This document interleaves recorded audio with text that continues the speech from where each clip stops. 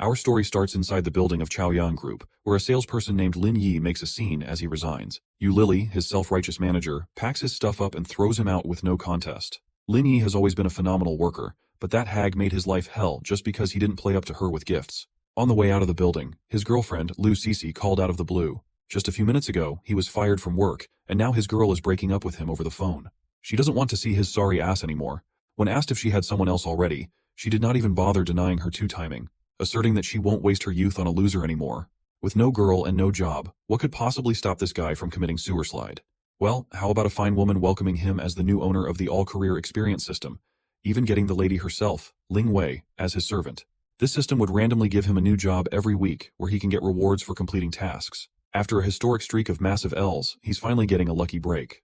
His first assignment is to work as a Baba driver. He'll get a gift of $1.5 million, a 100% stake in Peninsula Grand Hotel, and a Pagani Zonda worth $4.5 million.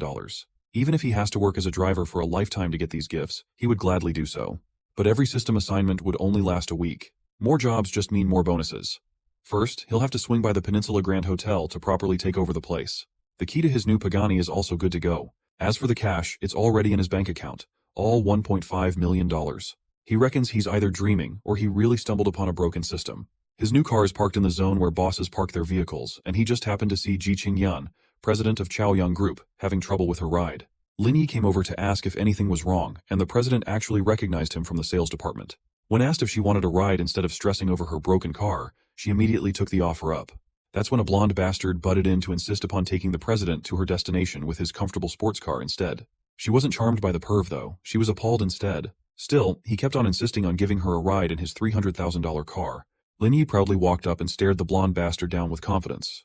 The president snubbed Blondie and tagged along with Lin Yi. The bastard kept following them until everybody stopped in their tracks upon seeing one car that stood out among the lot. A Pagani worth $4.5 million is not something you see every day.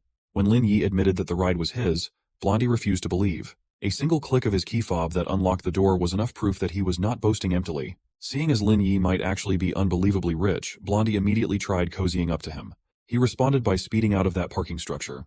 Inside the car, the president can't believe that one of her supposed employees drives such a luxurious vehicle. Lin Yi claimed that he was from a wealthy family all along and just having fun with different jobs as his cover story. This week, he'll try being a Baba driver, and the president will be his first passenger. Miss President gladly took him up on his offer and ordered a ride request in the Baba app. Once they arrived at the Housing and Urban Rural Development Bureau, she paid the bill and happily exited his car. Ling Wei, the system servant, appeared to award him with $7.5 million and 50,000 proficiency points, pushing his career completion degree to 5%. His first Baba order just gave him a huge chunk of cash. Lin Yi's face might have ripped from how big he was smiling. The Peninsula Grand Hotel is a 5-star hotel and one of the top hotels in Zhonghai.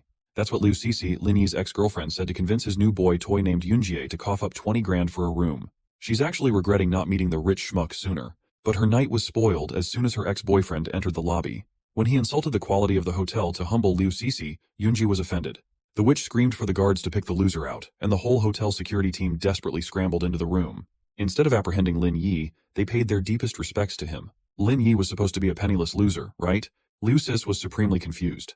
The head of security politely invited the new boss for a briefing regarding hotel operations. Cece was starting to realize that she might have missed out on the most enormous whale. In the meeting room, Lin Yi was presented with the hotel's financial statements. Overwhelmed by the stacks of paper, he just insisted that they continue operating like before he took over.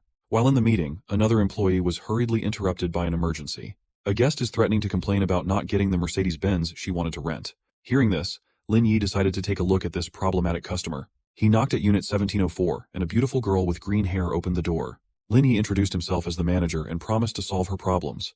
Miss Gu Jingshu was instantly enamored by his handsome face. Since the Benz is out of the options, he offered a ride with his Pagani instead. As much as she would like that, those types of sports cars are out of her league. That won't be a problem though. Lin Yi could just drive her wherever. She took a minute to dress up, and it resulted in some severe nosebleeds upon the sight of her figure through the shadows. Once Miss Gu Jingshu was done and dolled up, she looked irresistible in every angle. Back in the lobby, Cece has completely given up on his new boy toy in hopes of seducing Lin Yi one more time. Yunjie, the boy toy, just gnashed his teeth and advised that she should stop daydreaming. Even Cece's friend doubts that she can get Lin Yi back after tossing years of relationship out the window so suddenly. She swore that when she gets Lin Yi back, her friend can ride on the Pagani too. Then she saw that former loser walking down the lobby with the prettiest socialite rocking a killer figure. Cece tried to be cute and called Miss Jingshu a personal secretary while trying to worm herself back into Yi's good graces.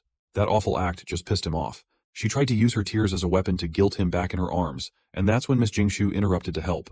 She lied, implying that she had been far better in bed than Lin Yi's lousy ex. He quickly played the part of a passionate lover, and held Miss Jingshu closer to praise her flexibility. After that, the fake lovers walked out of the lobby, leaving Cece speechless and shamed. Yi can finally roast her for being a narcissistic cheater undeserving of love.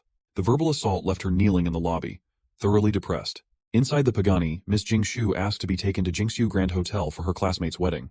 Outside the Grand Hotel, some catty witches were watching the driveway to talk trash about Jingshu for being a broke liar. Well, when she came out of the multi-million-dollar sports car looking expensive as hell, those catty witches stopped running their mouths. Jingshu pretended to be Lin Yi's girlfriend and helped him out in the lobby. Now's the time to return the favor. All he had to do was show his face and be sweet in front of the catty witches. Back in the humble residential area where Lin Yi rented, the landlady started to boil in anger as Yi was 10 days late with his rent. Her daughter, Zhang Jingjing, was the only one holding her back from going sicko mode. Wu Jinlan, the landlady, asserted that her little girl had better not have any ideas about that salesman loser, as Jingjing was supposed to be a successful civil servant in the future. When Lin Yi swung by the landlady's place, he politely informed her that he would be moving out. Her response was a harsh reminder of his outstanding bill. He assured her that it would be handled immediately. His tab was only about $300, but he sent double that. Lin Yi insisted that the extra is an expression of his apologies for all the times that he was late in his payments. When asked about his new plans, he honestly replied that he would be working as a baba driver. Mrs. Landlady did not like that. She escorted him out of the premises with the eyes of a hawk. Once they arrived outside, the shiny Pagani in the driveway stood out. He opened the vehicle and kindly asked Jingjing to help put his stuff in the car. The landlady asked him where the money to buy this beast came from, and Yi told her his made-up rich family story.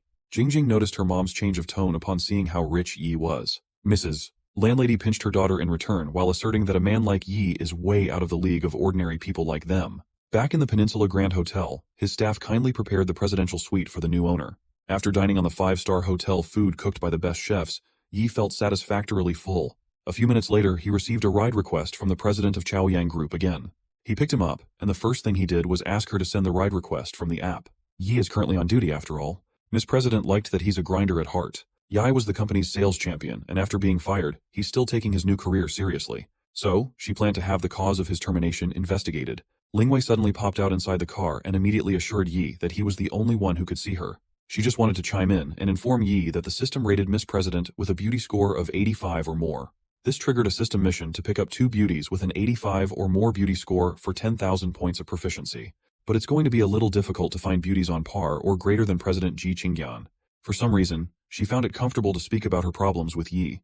Her company's about to hold a press conference, but all 5-star hotels in the city are fully booked. Smelling a business opportunity, he offered the idea of hosting the conference in his Peninsula Grand Hotel. Well, she doesn't mind spending more money, but a top hotel like that is undoubtedly booked too. He tried to be all cryptic and stuff, urging her to give it a try, and maybe they'll be surprised by the results. So, instead of home, they changed their destination to the Grand Hotel. She joked that if they can't make it, she won't pay the fine for that reckless illegal U-turn. But if they do make it, Miss President is open to the idea of providing a reward. When asked what he wanted for his reward, he proudly asked for her to do 10 deep squats. He also told her to start searching for the proper form for deep squats on her phone. Her people were turned down by the peninsula when they contacted their offices, so it's not like he has anything to lose here. She might as well agree. With that, the president and the Baba driver entered a deal. Ji Qingyan introduced himself to the receptionist and asked to talk to manager Wang Tianlong. The receptionist played it cool, thinking that his boss must be pretending to be a broke boy in front of a beautiful girl again. Manager Wang politely welcomed Miss President, and she immediately got down to the business, asking if the hotel's auditorium was available. She thinks the answer would probably be no, but the big boss was literally orchestrating everything from behind. The conference will be in 10 days, and Manager Wang could definitely make that work. Coming from the high of unexpectedly locking up such a great deal, Yi brought up the fulfillment of the deal they made earlier. Doing deep squats in front of him might be a little embarrassing, but as a businesswoman, she can't go back on her words now. He moved a little closer and started undoing Qingyan's seatbelt. Yi wanted to see the squats right away, but she firmly insisted that they do it in her house. Well, that shouldn't take long if he stepped on the gas to the max. He was just too eager to watch some squats. It did not take long for the two to reach the Yunshui Villa, President Qingyan's home. Inside, she shyly asked him if he would like to see it now. Since he's in a hurry to deal with other things after this, Yi would prefer to see the squats quickly. She hasn't done anything like this before, and she's worried that she'll do it wrong. Still, she steeled her resolve and took a stance. President Ji Qingyan made one very impressive deep squat in her short dress and damn near showed Yi the forbidden clam. She squatted there on the floor while panting suspiciously. Suddenly, a middle-aged man entered the room with a grim and confused expression. What can Yi and the president even say to explain the situation? It turns out that the man was Qingyan's father. Her dad just saw her doing a deep squat in front of a young man. Dad was furious, to say the least. She tried to give an excuse that Lin Yi was just her new yoga instructor. But the man was no fool. He knew that instructors were supposed to teach, not watch. Qingyan stumbled and added that Yi was an advanced yoga instructor specializing in oral instruction. The dad sat down next to Yi, emanating a fearsome aura. He asked what the young man does, and Yi answered truthfully that he was a baba driver. Qingyan's dad was horrified. This shouldn't be the type of guy that his daughter should hang out with. But when Yi admitted that he drives the Pagani at the lot outside, he lightened up. Fortunately, Qingyan cleared up that they're not in a relationship or anything. But it was too late. The middle-aged man had already invited Yi to her grandpa's 80th birthday party. He even gave the two some space to continue what they were doing. Well, Qingyan is not in the mood to finish the rest of the deep squats now. There's been a misunderstanding, but that didn't bother Yi as he pounced on top of the lady. He wanted to continue where they left off. She was embarrassed by the misunderstanding, but her cheeks were flushed with excitement. Yi praised her form and taut figure. That was too much for the lady, and she pushed him off. He just continued praising her for utilizing her lower muscle group. He wasn't being pervy for once. Suddenly, he received an invitation text from his former co-workers wanting to throw him a farewell dinner. With that, he bid Miss President goodbye. At the restaurant, everybody was already sitting, just waiting for him. Wang Ying expressed her disappointment as Yi was up for promotion before he left the sales team. Some random curly-haired brat chimed in, boasting that his performance wasn't bad compared to Yi's. Wang Ying stood up for Yi though. Curly Brat then tried to curry favor with a recently promoted senior. Lin Yi was starting to sense that he was invited not for a farewell, but so his former co-workers could show off. The senior stood up and asked if he was planning to go back home away from the big city, now that he was out of a job. To add another insult, the senior offered him a job as his personal security guard if he was strapped for cash. Yi was unfazed. These bastards are not even worth wasting time on. Suddenly, a restaurant staff member came in and ran to the private booth to ask who owned the Pagani downstairs. His former co-workers immediately went to the windows to thirst on the luxury car out front. Curly bastard tried to get another insult in. All Yi had to do was bust his keys out. The senior was the quickest to react and change his tone around Yi after finding out that he drives a multi-million-dollar car. He's been known as an orphan, and he's finally seeing how shallow the people around him are. Yi was pretty much done with this lame party, so he turned to Wang Ying and offered to drive her home. The senior was persistent and kept on trying to cozy up to Yi by holding his hand. He pulled back, anger starting to build up. Then, he got out of there with the beautiful host, riding onto the road in a luxury vehicle.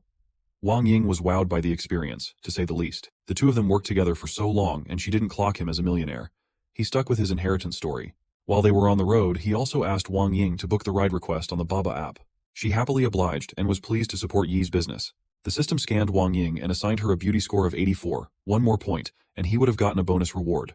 Wang Ying's already a drop-dead gorgeous woman, but the system seems picky. So, Yi asked Wang Ying what a woman can do to increase her charm. She answered by taking something out of her purse, a black fishnet stocking.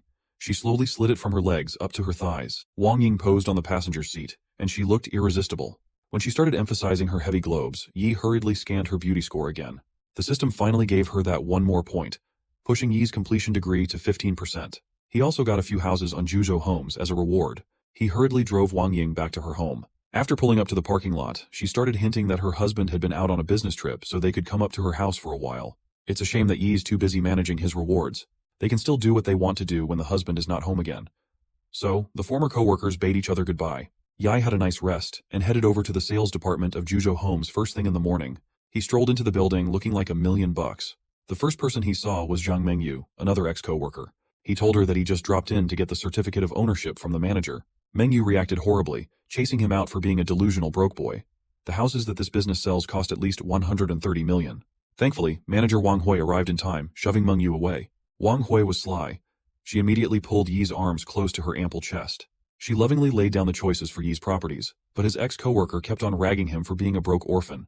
The manager put her down and fired Mengyu on the spot for badgering a valued customer. Mengyu tried to double down, but the manager declared that Mr. Lin Yi here had bought 9 of their prime houses. While Mengyu flops on the floor, shocked by the revelation, Yi is just pleased that the system is not sparing any expense when it comes to rewards. Wang Hui immediately snapped back to being a sultry manager as she apologized for the intrusion of a crazy employee. As for the paperwork, everything's already prepared neatly. He retrieved them and tossed the envelopes in the car. Wang Ying texted him with the news that the bastards from the farewell dinner party were terminated. So, he immediately asked the company's president about it.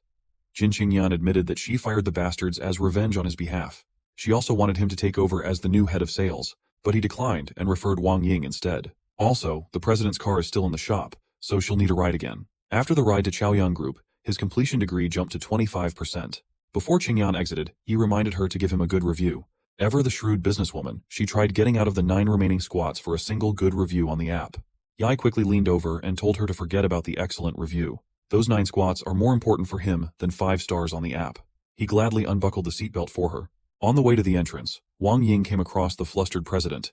Yi cleared up the situation, saying that he just happened to get Ji Qingyan's ride order.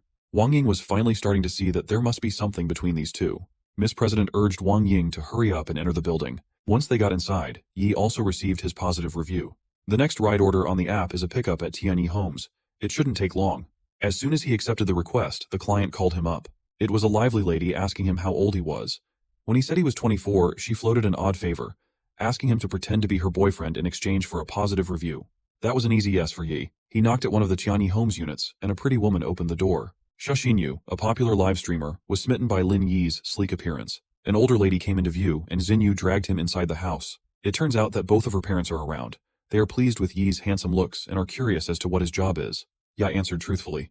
He's currently a Baba driver. Xinyu tried to salvage the situation, telling her parents that Yi was making a lot of money driving while saving up to open a business.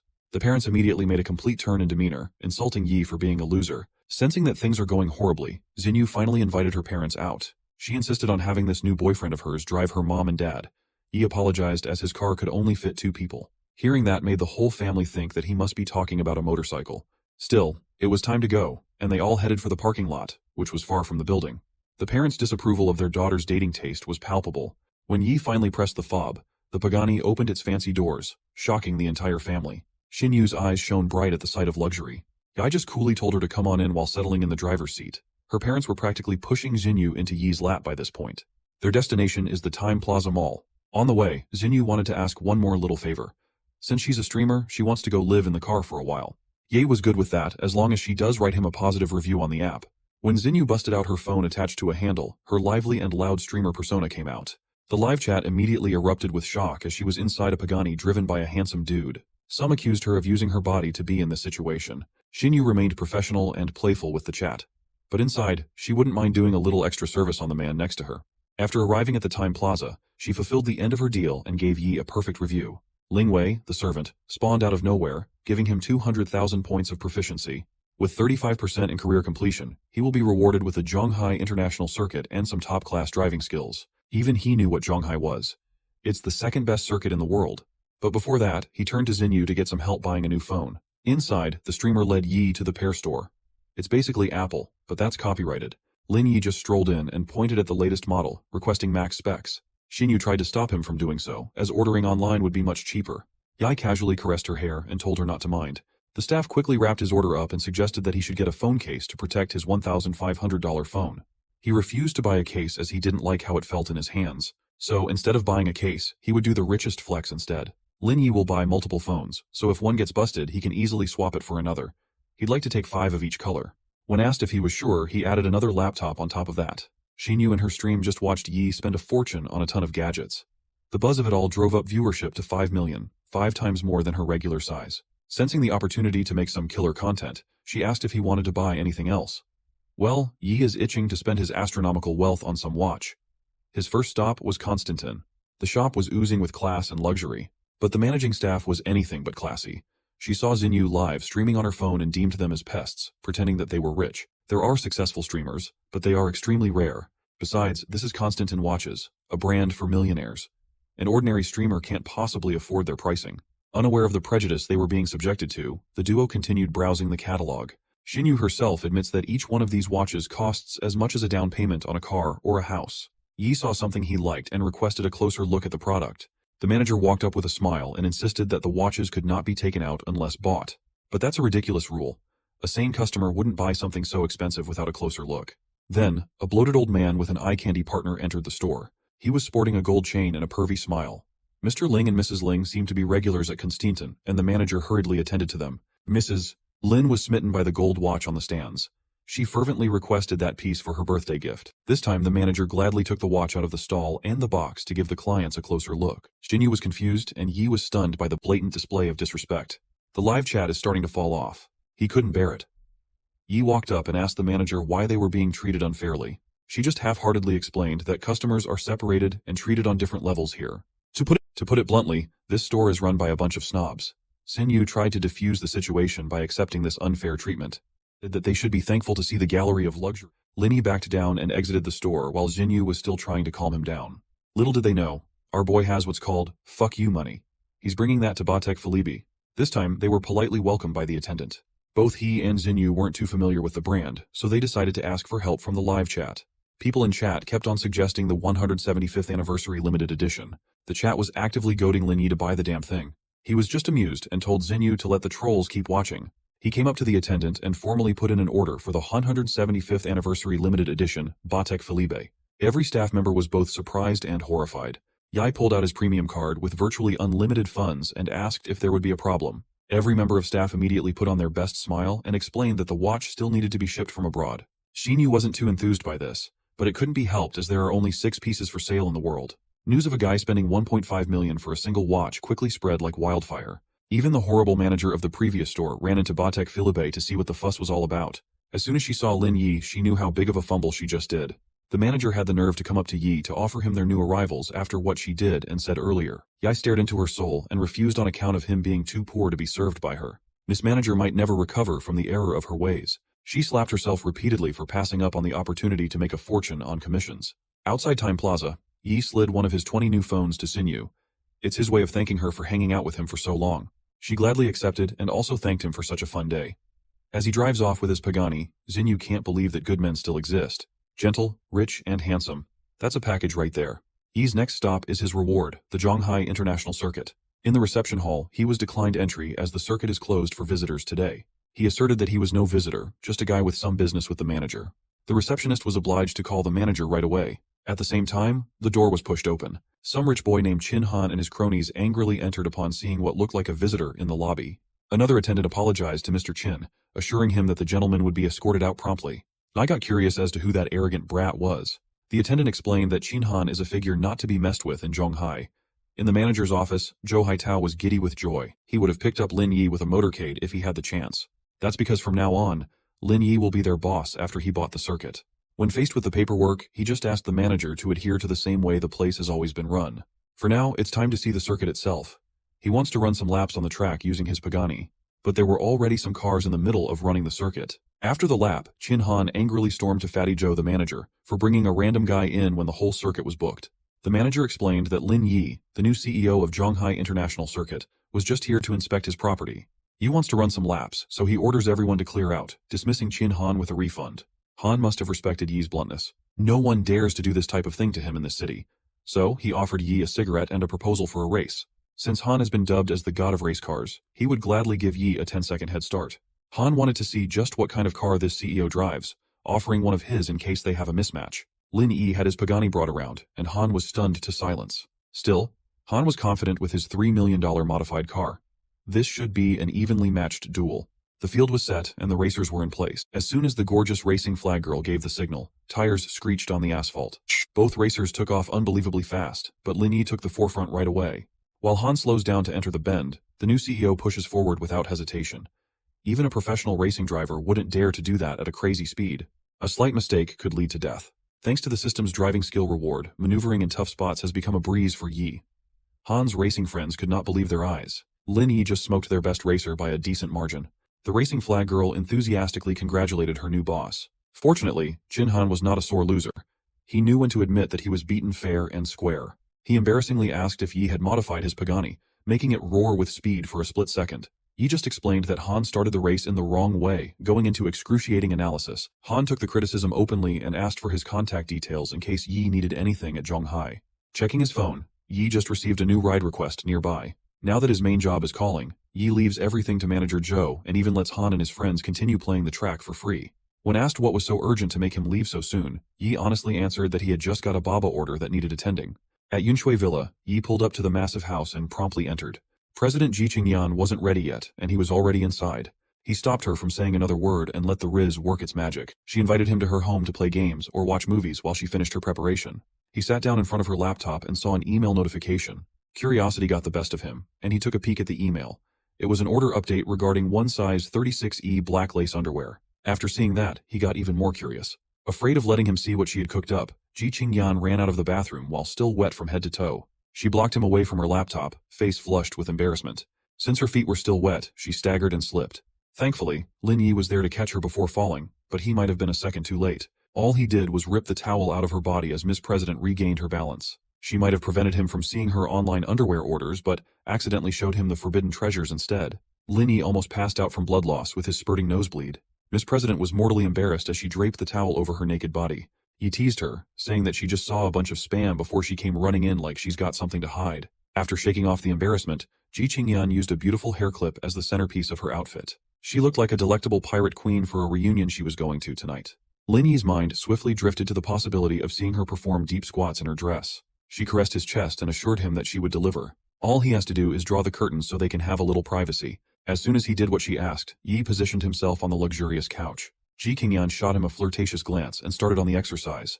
She made sure not to have another wardrobe malfunction. She gave him the full view of the most perfect deep squat in the world. After fulfilling the promise, she was whimpering in fatigue. They should head to Zhonghai Club now, but Lin Yi has more pressing matters to fix in the bathroom first. Half an hour later, he got out of the bathroom energized and refreshed for some unknown reason. As they were exiting the house, the duo just happened to come across Qingyan's parents. They exchanged empty glances for a moment. Then, the dad smiled and asked if they were done with their activity. It turns out that they've been hanging out in the house for a while now, but they saw the curtains closed and didn't want to interrupt. Even Mom was fine with it.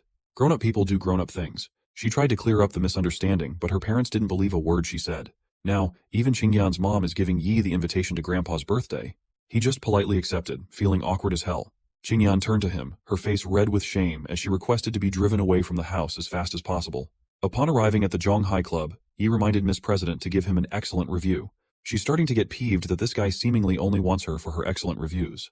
Well, Yi is just very serious about his career. Once she entered the club, Ling Wei appeared once again sporting a cheerleader costume, delivering 200,000 proficiency points for driving a total of 100 kilometers. Career completion was pushed to 55%, and he was rewarded with 21% of Baba's equity. He just completed a few orders, and now he owns the majority of the shares in Baba Company. Since Baba Ride-Hailing Company has a market value of over $50 billion, selling his stake would easily net him over $10 billion.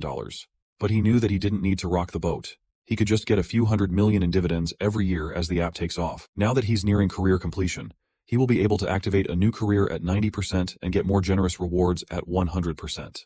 Hearing those words certainly lit an excited fire on his butt. The next pickup is at the Star Coffee and the Bund going to Juzhou Homes. Since it's on the way home, he can call it a day after finishing the order. The customer was a glimmering redhead named Xu Yang. Lin Yi skillfully pulled up to the curb to take his passenger.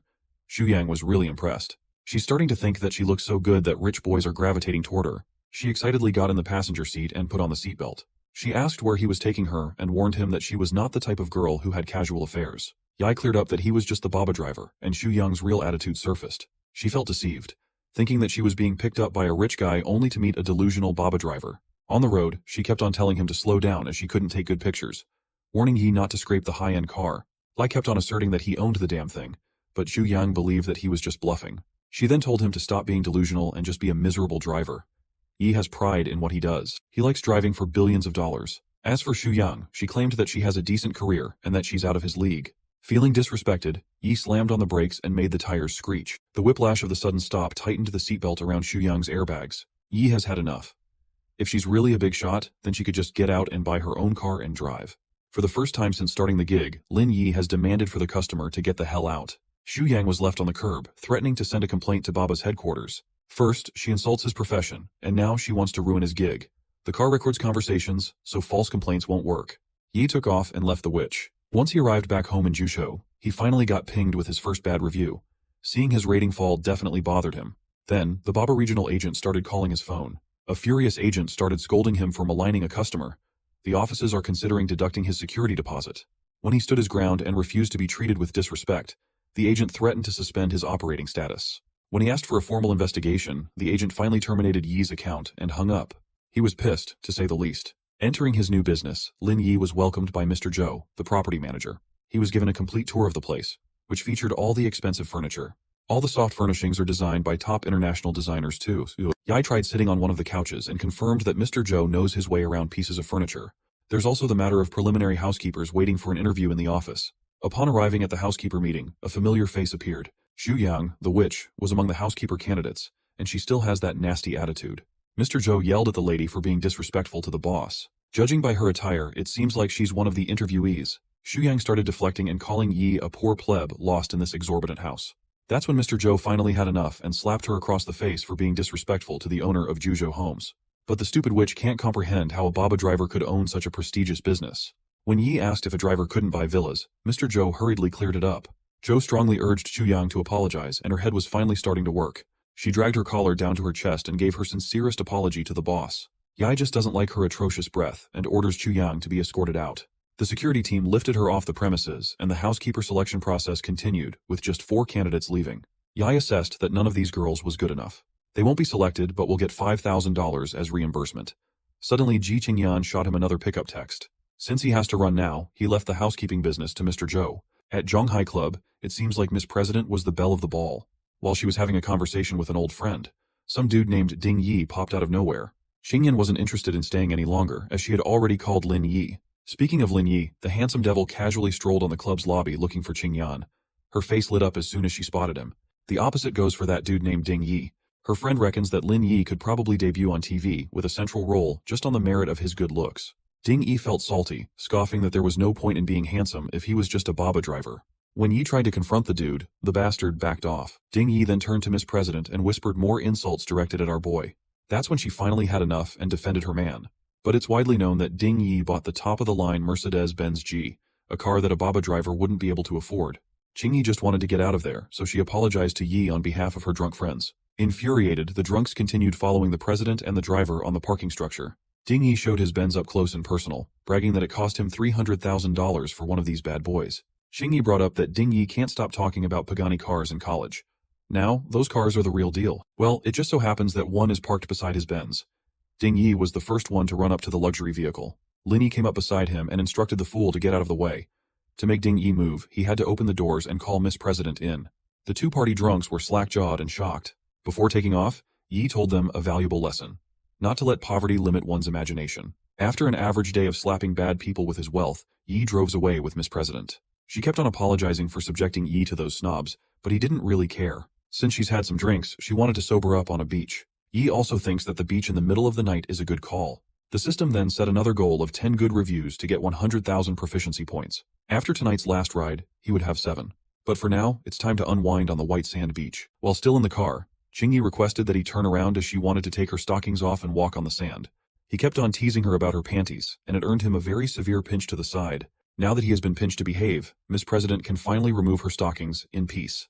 The two got out and immediately felt the cool breeze soothing their pains. Since her parents have been hounding Yi to come to her grandpa's birthday, she wanted to formally invite him as a pretend boyfriend. He's been getting a lot of these requests lately. Yi happily agreed to help for the sake of that deep squatting performance a while ago. Then, she noticed that the beachfront properties of Juzhou Homes had their lights on. Thanks to its exorbitant price, those properties have not been sold. So, this is the first time that the lights are left on for the night. Hearing that, Yi had an idea. They can drive to those overpriced homes and stay the night. Qingyan just laughed at his idea, thinking he was just being funny. But the man was dead serious with his proposal. He's eager to take her there. At the front gate, she admitted to taking part in the bid for the land. But she didn't have enough cash and was eliminated from the first round of bids. He could see a hint of envious expression when she looked at the gates. One of the prized features of this land is the mineral water swimming pool. Since she was a little curious about the pool, Yi took her by the hand and offered to take her around the premises to see. She's content with just watching from the outside. She thinks getting kicked out would be too embarrassing. Yi asked what she would do if he just happened to be able to take her inside. Well, she promised to swim around in a bikini so he could feast his eyes. He would take that challenge any day of the week. He hurriedly got her back in the car and they entered through the main gate where the compound staff had lined up. As soon as the Pagani entered, the staff bowed in respect. Qingyan wasn't expecting anything like this to happen. Meanwhile, Yi was just too amused by her shocked reactions. He pulled up to the side where tons of fruit-bearing trees could be seen. He wanted to get her some fresh fruits, but she felt too embarrassed to ask for one. She was doing a good job acting reserved up until she saw the ornate swimming pool from a distance. Now that she has seen the mineral water pool, isn't it time for her to fulfill her promise to Yi? The problem is that she can't fulfill her end of the bargain without a bikini. But she's not closing the door for something like that happening. She assured Yi that she was a woman of her word. Since it's too windy outside, she just wanted to go back now. But it would be easier to just enter one of the houses and take a look. Qingyan feels uncomfortable entering some grand home without permission from the owner though. Yi assured her that there was no one inside, so there was nothing to be afraid of. He touched the biometric panel on the door, and it recognized his prints. Ji Qingyan finally realized that Lin Yi owned everything, so he gave her full access to look around the place. Once again, Ji Qingyan has been tricked into a very sexy dare, but she was way too enamored by the home's interior design to stay angry for long. It's a billion-dollar property after all. Thinking that she was being punked again, she asked if Yi had enough cash to buy the entirety of Jusho Homes. He sat down and nonchalantly confirmed that he did just that. When asked where he got the astronomical wealth from, Lin Yi could not really get into the specifics. Now she understands why this guy just goes around driving clients with a luxury car. Since it was late, he wanted her to spend the night in one of the endless rooms he had, and she accepted. When asked if there were any women's pajamas on the premises, Yi teased her to just sleep naked, promising that he wouldn't peek. When she got flustered, he finally let up and instructed her to get some new pajamas in any of the rooms. The first thing Miss President did after picking a room was shower. Meanwhile, Yi was busy reading and waiting right outside. He heard a slamming noise and Qingyan's voice asking for him to come in. He was alarmed. A guest had just fallen inside his shower. As soon as he entered the bathroom, he saw the beautiful maiden sitting on the floor, wearing only a towel. She might have broken her foot and is in need of assistance. Yi gulped while thinking that this was the moment. He gently held her upright. Now, both of them are blushing under the hot shower. When they looked one another in the eyes, they both knew what was about to happen. They exchanged a passionate kiss under the gushing droplets from the shower head. He asked if the temperature was fine, and she responded by taking off her towel. Yi was given the invitation to finally explore Miss President's body with full access. After a few minutes, the shower wasn't the only thing gushing on the floor anymore. Let's just say that it was a long night for the two. The following day, they woke up to the tone of the chirping of the birds outside. Qingyan drew the curtains open to let some sunlight in. She seems livelier than usual, but she's nearly late for work right now. She wakes up the naked Lin Yi as he complains about serving her all night, only to serve her again right after waking up. Qingyan was pumped to go to work with renewed spirit. She even promised to give Yi a perfect review. The ride to the Peninsula Grand Hotel was fast and easy. He got her in just on time, and now he can finally get some breakfast before another day full of driving. He entered the Peninsula's highly rated restaurant. The waiter even offered to have the cooks whip up something special for him, but he didn't want to stand out, and the waiter obliged. Yi sat at one of the tables and called a waitress over. Much to his surprise, it was Yu Lily, his self-entitled former boss, that got him fired. Instead of feeling bad and apologizing, she had the guts to harbor ill will to Yi for getting her fired by snitching. Yi slammed the menu on the table and demanded to be treated with respect like a guest. Yu Lily refused to do so, only seeing him as a rich woman's boy toy. Another waitress warned Yu Lily not to argue with big shots, but she still sees him as her employee who has nothing going on aside from his good looks. Hearing all those insults and feeling the curious stares of the other guests, Yi just sighed. He smiled and asked another waitress to bring Wang Tianlong over. Yu Lily thinks that this loser must have heard the general manager's name on TV or something. This girl still hasn't learned her lesson, so Yi would gladly give her the crash course. Wang Tianlong hurried to the dining area, and Lily started talking trash about Yi, calling him a poor pleb causing trouble. But the general manager started fuming at the waitress, who couldn't even recognize the big boss. Even after hearing it from the manager's mouth, he just can't make sense of her employee owning the whole Peninsula Hotel. Wang Tianlong swore to blacklist Lily for causing trouble, so she won't be able to get another job. As she was being dragged away by the security team, she started begging for Lin Yi's forgiveness. The manager apologized to the big dog for disturbing his breakfast. I just reminded his manager to do a thorough background check for employees in the future. As he continued with his disrupted breakfast, an unknown number shot him a call. He picked up, and the voice on the other line introduced herself as the vice president of Baba Company. She would like to meet with the new major shareholder on behalf of the company whenever. Since he still has some work to do, he'll just call the VP back in the afternoon. She did not fight back and just politely agreed to work around Yi's schedule. Tian Yan, the VP, is a drop-dead gorgeous executive aided by her assistant, Yan. She also has a full schedule today, so Yan immediately called for a car using their product, the Baba app. With a belly full of good food, it's time for Lin Yi to get back to work. Coincidentally, the nearest client is also in the Peninsula Grand Hotel, so pickup should be easy. He waited out at the front gate and greeted Miss Tian with a big and charming smile. Even a vice president of a multi-billion-dollar company wasn't immune to his appeal. When he pointed to his car, his already good looks were amplified multiple times. The VP couldn't help but ask if he was really a Baba driver using a Pagani as a daily driver. He nonchalantly confirmed and invited Miss Tian to get in. Amused and a little excited, she got in and fastened her seatbelt. Miss Tian looked around the car's interior like a kid looking around a museum. She was impressed and intrigued by Yi's methods. Well, there are no rules when it comes to driving a sports car as a Baba driver, but Miss Tian gravely reminded him to act according to the rules unless he wanted to be suspended. She also admitted that she's the VP of the Baba Company. Thinking that she was bluffing, Yi also admitted that he's a shareholder of Baba. Eager to prove that she wasn't lying, VP Tian even showed him her work ID. Now the freaky coincidence is dawning on Yi as he seriously admits that he bought 21% of Baba's shares yesterday, and the two of them just spoke on the phone earlier. VP immediately started flailing and apologizing if she ever offended the new boss. She still wants to have a proper meeting, but Yi is working on a strict schedule. He must complete a few more orders first. After pulling up to Miss Tian's destination, she flashed a smile and urged him to give her a call when convenient. Just as she was about to settle payment on the app, it gave her an error. It turns out that the regional Baba office has finalized his suspension after violating the platform's rules. The whole process was handled by Gialis Corporation Limited, and he just so happened to be parked in the corporation's lot. Miss Tian explained that Gialis is Baba's operator in the coastal areas. She was pissed to see that Gialis is offending the majority shareholder of the company they work under.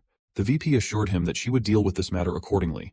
She would even go as far as suspending their agency rights, but that would just be boring. So Yi wanted to tag along inside. Entering the conference room with a bang, everyone's attention turned to Lin Yi and VP Tian. He introduced himself to the executives and brought up the case of his suspended certificate. Lu Wenda, CEO of Gialis, angrily called Luo Yuanfa, manager of operations, to deal with this nuisance. Luo Yuanfa furiously turned to Lin Yi and started berating him for being an arrogant prick, threatening to call security on him. But Yi remained unfazed and just took a seat at the head of the table.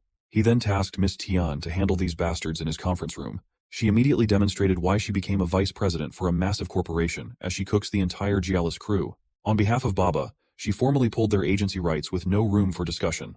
The dumbass, shiny forehead CEO of the subsidiary company failed to recognize the VP of his parent company. She slammed her work ID on the conference table for everyone to see, and all colors drained from the men's faces. Forehead CEO turned to his manager of operations for an explanation. Luo Yuanfa asserted that Lin Yi was suspended for insulting a customer and sullying the brand's name. That doesn't matter when Yi owns 21% of Baba's shares, being the second largest shareholder of the company. Miss Tian doesn't care if he insulted a customer or anything like that. Gialis was already in the hole, and they just continued digging themselves deeper. VP Tian explained that Mr. Lin was just learning about the business but got his certificate suspended instead. Now that Gialis has lost their agency rights, the CEO turned to his manager of operations to make things right with Mr. Lin or face the consequences. The guy who was screaming to his face just a moment ago is now kneeling and pleading for forgiveness. Lin Yi kicked the man down mercilessly. Based on the man's demeanor and how he handled Yi's case, he must have bullied many people over the years. As a major shareholder of Baba, he proudly backed Miss Tian's decision. Ji Xingyan called his phone just in time to make an exit, delegating the rest of the dirty work to VP Tian. It turns out that Grandpa Ji's birthday is tomorrow, and Miss President wants to buy some clothes for both of them. Yi would gladly pick her up for some shopping action tonight. Also, he can't go to a birthday party empty-handed. Maybe the old man likes antiques, paintings, or calligraphy works. VP Tian was fast and ruthless in settling the Jolly's bunch. She even reinstated Yi's driver status and bumped him up to have the highest privileges. From now on, his Baba app will have more functions, giving him free rein when it comes to customers. That feature would be a massive help to accelerate his experience. While the sophisticated VP is still here, he also asks her for a place to buy some good old people. She floated the idea of Zhangdeqian paintings, and Yi almost staggered to the floor. It turns out that she has access to some high-end art. Lin Yi would gladly pay for one, but she refused to accept cash from her big boss. The painting will be delivered to the Peninsula Grand Hotel, but Yi does not like being in debt to anyone for anything. He would gladly pay 1% of his Baba shares in exchange for the painting. That should be about $80 million in cash. That's more than generous. But now he has to go. Before leaving, he instructed Miss Tian to just run the company the same as before. She almost forgot to send him an invitation to meet the president of the company in Yang City. He agreed to the invitation, but he'll set the date. Going back to Yang City is a little complicated for him. He grew up in an orphanage in that place. On the way to Ji Qingyan's building, he got another positive review, but only one more, and it will be mission complete. Looking at the app, he managed to pick up a ride order to his destination. He's about to pick up Yang Tianxin from Wanda Plaza. She's on her phone with a guy, bragging about all the underwear she bought. Yai pulled up, and as usual, the customer was shocked to see a luxury car picking her up. He just smiled and informed her that he'd be her Baba driver for the day. Yang Tianxin praised the Baba company for doing such a unique marketing strategy. When Yi insisted that he owned the car, another lady started talking trash and calling him delusional again. He has no time to argue with arrogant customers anymore. The mission is more important than fighting. On the road, Yang Tianxin started freaking out as she looked at the unfamiliar route he was taking. That's when she erupted in anger when Yi just wanted to take a shortcut to get to the hotel that he owned. The moment this lady stepped into his car, the first thing he noticed was the bag of lingerie sets she was carrying. He's starting to think that he got a pro in his passenger seat. Just like Lin Yi claimed, they arrived at the side entrance of the hotel quicker than what's indicated on the map. This also made Yang Tianxin's entry a lot more discreet. This just confirmed that there is something shady going on with this lady inside his hotel. To make matters worse, he received another bad review. That Yang Tianxin is just a mean person to the bone. It looks like his good review luck is starting to run out. At least the workday is over, and he can pick up Qingyan now. They arrived at Time Plaza. He carried her bags going into the building proper, while pestering Miss President for another one of her excellent reviews. She insisted that her review for tonight would depend upon his performance. But he knew that she was just saying that to make him work harder. Inside Time Plaza, Qingyan's eyes shimmered at the sight of her favorite swimsuit shops. Yi whispered that she must be shopping for a swimsuit to fulfill her promise to him. She still feels tricked by how that dare turned out, but it's part of the allure. He insisted that he never forced her to do anything. She's the one who always agrees to bet and dare. The attendant welcomed them into the store, offering to help. After going around the shop a few times, Qingyan still hadn't chosen anything to purchase. She was feeling bad as she couldn't seem to pick anything among the shop's selections. When asked why she's acting oddly, Miss President insisted that she doesn't want a swimsuit anymore and Yi should just buy one for himself. Yi panicked and offered to help her select from all kinds of styles. She then whispered the real reason why she was embarrassed. It's not because of the styles, it's because the shop doesn't have her size. The attendant listed that they have sizes A, B, C, and D in stock. However, when it comes to Ji Qingyan's ample figure, they would need at least an E-sized swimsuit to cover what needs to be covered appropriately. Yi doesn't think it's a big deal. They can just check the brand store next door. Entering this hall full of high-class swimsuits, Lin Yi must feel like he just discovered heaven. He was smitten by the green-haired lingerie model poster in the middle of the store. Qingyan had a hard time dragging him away from the display. When they finally got the chance to check the wares in the store, the attendant gladly showed them their latest bikinis. Her gaze floated on the daring black bikini, but she opted to pick a cutesy one instead. Lin Yi was brutally honest in saying that she should get something that shows off her irresistible shape. What she needs is the one that attracts her gaze right from the get-go. The black bikini that can hug her curves. Ji Qingyan blushed and felt embarrassed by such a daring suggestion. At the end of the day, she caved and bought the black bikini in an E-cup size. Much to her surprise, Lin Yi also had the cutesy, wholesome swimsuit wrapped up. Qingyan was confused. Yi disapproved of that one just earlier. Well, he just wanted Qingyan to be comfortable so she could wear the wholesome one when she goes out and wear the black one when it's only the two of them. After swimsuit shopping, Miss President wanted to go up to the 4th floor to check out some custom dresses. She found a blue and purple one that she wanted to try on. While doing so, Lin Yi just sat and chilled outside the fitting room. Then, she peeked out and softly called him inside. He slyly asked if it would be appropriate for him to do so, and Qingyan's blush got even redder. She just needed some help zipping her dress up. She presented her silky smooth skin to him, waiting for the zipper to come up.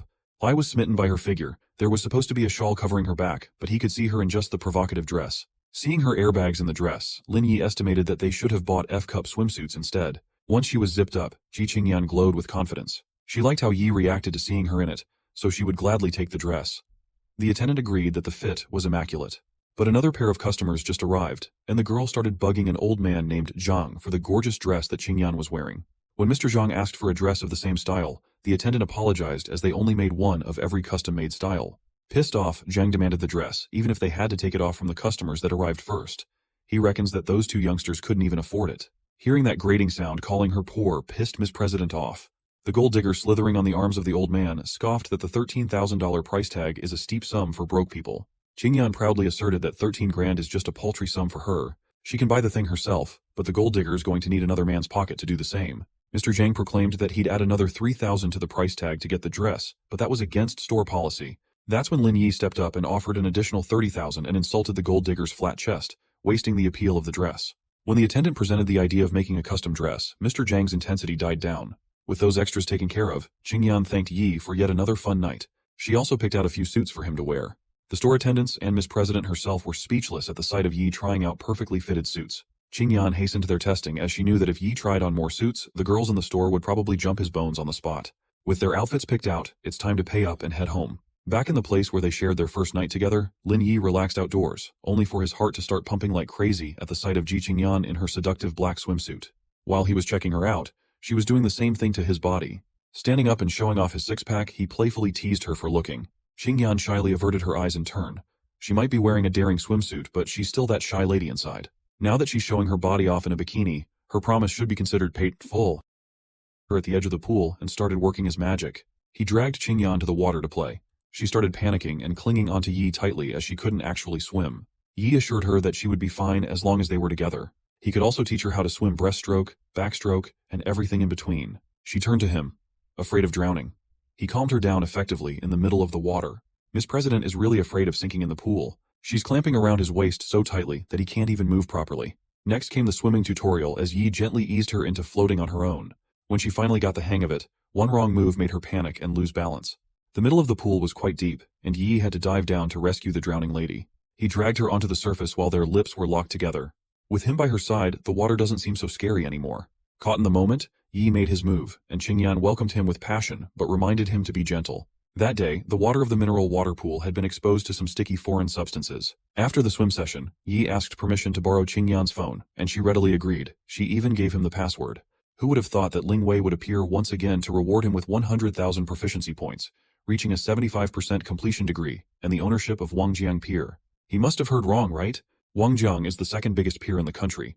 Ling Wei joyfully asserted that he really got Wangjiang under his name from now on. According to his career progress, activating the next profession in advance won't be too difficult. Qingyan finally finished her shower and playfully told Yi that he sucks at teaching swimming techniques. Still, the door to his swimming tutorial is always open for Miss President. Today is also special as he had the quilt and pillow he used to sleep on in the orphanage delivered. Qingyan wanted to know more about him and his life as an orphan. As far back as he could remember, Yi never had parents. But at this point in his life, that fact doesn't make him sad anymore. Miss Wang from the orphanage has taken care of him like a son, and he grew up with a lot of orphan friends. Qingyan and Yi definitely grew a little closer tonight, but tomorrow's a long one with her grandpa's birthday. They're going to need some rest. Lin Yi just needs to drive Qingyan to the office a few more times, and his mission will be accomplished soon. Lin Yi and Ji Qingyan slept on the same bed that night. He was woken up by a surprise call from Miss Wang asking if he broke up with Liu Cixi. Realizing what's happening, he assured Miss Wang that he knows what he's doing. But now that he's single, Miss Wang wants to introduce a friend's daughter about his age. He promised to go to the matchmaking meeting at 9 a.m. at Tianyue Tea House and to visit Miss Wang when he becomes free. I can't believe that Liu Cixi, the witch, went as far as contacting Miss Wang. The next day's first stop is the tea house to meet a girl named Sung Wenhui. On the third floor, he met Sung Wenhui's entire family, her mother, brother, and aunts. Right from the jump, Yi already felt bad vibes. When asked if he works for a real estate company, he casually fessed up that he was fired recently. He was asked if he was unemployed and truthfully answered that he was a baba driver.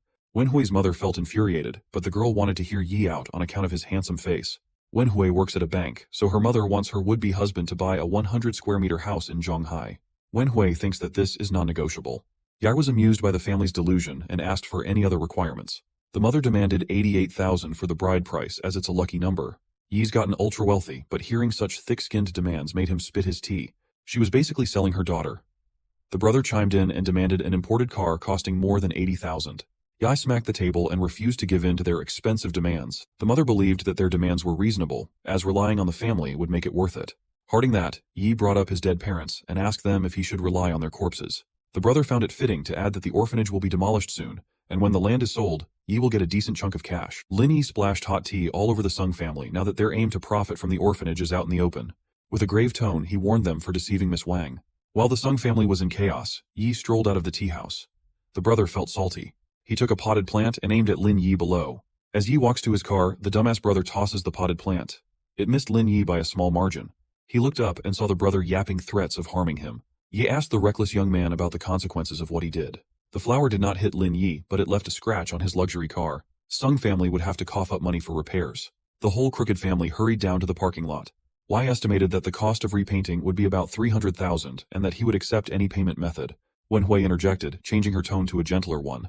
Her eyes twinkled with dollar signs as she apologized for her brother's rash actions. She expressed her desire to go through with their relationship no matter what. Yi tossed that thought away and threatened to sue the family if he didn't get his 300,000 soon. Once he made his exit, Mother Sung blamed her daughter for missing the opportunity to win such a rich man's heart. The brother then saddled her with the bill, saying that it was all her fault. In the span of their argument, Lin Yi had already reached his new business, the Wangjiang Pier. He wasn't expecting a massive crowd of people and luxury cars parked around the area. Some dirty old man named Mr. Miao is consoling a young lady who just broke his boat seat. This is Mr. Miao, the manager of the operations department on the pier. He explained that the leather seat is costly, but she would gladly pay for the damage using her body. Lin Yi interrupted their dirty moment, demanding payment for the boat's damage. He owns these things now, after all. Both the young lady and the dirty old man told him to piss off. Yi took note of the old man, and determined that Mr. Miao would pay for it in some way. Yi entered the office building and asked to see manager Bi Songjiang. He was escorted to the conference room, and Mr. B welcomed him alongside the pier's executives. The only one missing is the manager of operations, that old man Miao. Yi sat down and declared that the meeting won't start until the old fart shows up. 5 minutes later, Miao came to the room looking like crap while wearing a fake smile. He looked at the head of the table and knew right away that Yi was the new chairman. Mr. Miao got on his knees and begged for one more chance, but Yi just waited for the old fart so he could have him thrown out by the security team. Disrespecting the new chairman on his first day is not a great career move at all. Yi addressed the room full of executives with the idea of upgrading the entire pier. He will be relying on everyone to come up with a plan. They might be the second largest pier in the country, but Yi does not like being second place. He wants to make Wangjiang the biggest and most prominent pier in the world. He would gladly raise the money needed for the upgrades. The floor staff will get a 20% pay bump, and all executives will get 10%. That promise was certainly enough to get these executives foaming at the mouth to perform. After the meeting, he checked his inbox and saw that the painting he got for 80 million just arrived. Then, the watch he ordered 3 days ago is now ready to be received. He'll have to pick up the painting and attend the birthday party, so now's not a good time to get the watch. To make matters worse, the item is so valuable that Yi will have to sign for it himself. So, he just sent the 175th anniversary limited edition timepiece to the party at Donghu Villa. Surely that won't cause trouble, right? Lin arrived at Donghu Villa and met Qing, who was dressed boldly. Then they entered the villa for the celebration, where others commented on Qing's beauty and wondered who accompanied her. Qing apologized to Grandpa Yang for being late, and he replied graciously. He asked to be introduced to her boyfriend. Tian explained that Lin was the driver and falsely claimed he owned a sports car. Qing assured everyone to trust that Lin was experienced. However, Tian's friends still doubted Qing. Tianxin introduced her boyfriend Zheng, who worked for the same company as Lin. Zheng mentioned the company's new luxury car and promised to investigate further. Grandpa became angry and demanded Qing to make Lin leave. Suddenly a car arrived, and 2 people presented Lin with a limited edition rare watch worth $3,000. Others were shocked by its value. Grandpa then asked Tianxin to apologize to Lin. Another girl criticized Lin for not siding with Qing, and insisted that he should have given the watch to Grandpa as a gift instead. Tianxin agreed and revealed that Zheng had been courting the girl for a month. Zheng presented the gift, an antique set of bronze coins from the Qing dynasty, valued at around $300,000. Tianxin and the other girl criticized Qing, pointing out that despite her boyfriend's wealth, he hadn't spent any money on the gift. Qing then presented her gift to Grandpa, who complimented its quality. Tianxin remarked that it seemed like a cheap item, but Grandpa replied that the thought behind the gift mattered more than its price. Lin told Qing that she didn't need to lie, as he was the one who had prepared the gift for Grandpa. Qing asked how he could say such a thing. Lin said that he had already prepared a gift for Grandpa, so he handed over the gift scroll to Grandpa, saying that it would be bad if he came without any gift. The gift was a rare piece of art, the peach blossom forest, worth $30,000, which shocked a man there. Tianxin wondered if it was really worth that much. Grandpa explained the history of the painting. Zheng revealed that the owner of the art had refused an offer of $33,000, so the painting Lin gave must be a fake. Tian blamed Lin for the fake painting. Qing trusted that Lin wouldn't do such a thing. Zheng tore the painting, stating he had once seen it at Cheng's house. According to the rules, they had to destroy the fake one. Qing was furious upon hearing this. Lin calmed her down and disqualified Zheng from the Baba company. Zheng asked who Lin was to expel him from the company. Lin revealed that he owned a 20% share of the Baba company. Qing didn't believe this and asked him to stop worrying Zheng. Lin asked Zheng to call Cheng to confirm if it was true. Zheng agreed and put the call on speaker so everyone could hear. As Cheng picked up the call, Zheng asked if he knew Lin. Cheng confirmed, instructing Zheng to show respect to Lin. Otherwise, he would be disqualified from the company, and Lin actually held a 21% share in the company. Zheng told Lin he had met, that Lin had 20% shares. Cheng replied that Lin had made a deal for 1% in exchange for the rare painting. Zheng was shocked to hear this. Again, Lin stated that Zheng was disqualified. Tianxin asked them not to spoil the mood of Grandpa's birthday party. A second girl asked Lin if he couldn't do it for Qing's sake. Lin replied he would do whatever Qing asked, but they weren't allowed to talk to him like that. Grandpa was shocked, holding the torn rare painting. Lin ordered Zheng to pay for it. Zheng apologized, but Lin warned him he would call the police. After that, Zheng asked Tianxin for help. She got angry at him as well and broke up with him, refusing to help. He begged her not to leave him. Lin told Zheng to get up because Tianxin wasn't worth it for him. After that, Lin asked Mr. Ji to talk alone, so he asked Ji to order everyone else to leave. Mr. Ji agreed with that. As the family gathered with Lin, he revealed that he wanted to talk about Tianxin. He then asked if she had driven his car to the Peninsula Grand Hotel the previous day. She agreed, and explained her reason, asking if he had any problem with it. He denied having a problem, but revealed that there were some strange toys she brought and that she met 2 foreign men. She was shocked upon hearing that. Lin said he had a few videos that he would transfer to Qing later, and that there wouldn't be any evidence if she had done it in a private area, but it seemed she did it in public. He showed the video to Grandpa. Tianxin begged for forgiveness, but Grandpa ignored her and slapped her. Tianxin's mother asked them to wait, but Mr. Ji pointed out that if Lin made the video public, their family would be disgraced. Lin said it wouldn't be appropriate for him to stay, so he decided to leave. Lin and Qing left the villa together. She thanked him, mentioning the expensive gift. He replied that it was a shame it got torn and that he wouldn't stand by and watch them bully her. After that, he left. After that, he thought about grabbing something to eat after completing the mission of driving the Baba company car. He received an order from Yuan. Yuan was standing there when Rui arrived and offered to give her a ride in his BMW. She declined, saying she was waiting for a cab. Then Lin arrived in his supercar, asking if she had booked a cab and mentioning he had come to pick her up. Rui was shocked to see the cab, and Yuan told him not to follow her. They left, and Yuan complimented Lin's car. He finally dropped her off, and she blushed as she asked for his number and whether he believed in love at first sight. He told her not to say that to anyone else. As he was leaving, Wen called him, asking for a ride to the office the next day. He joked, asking if she wanted to give him the money she had received.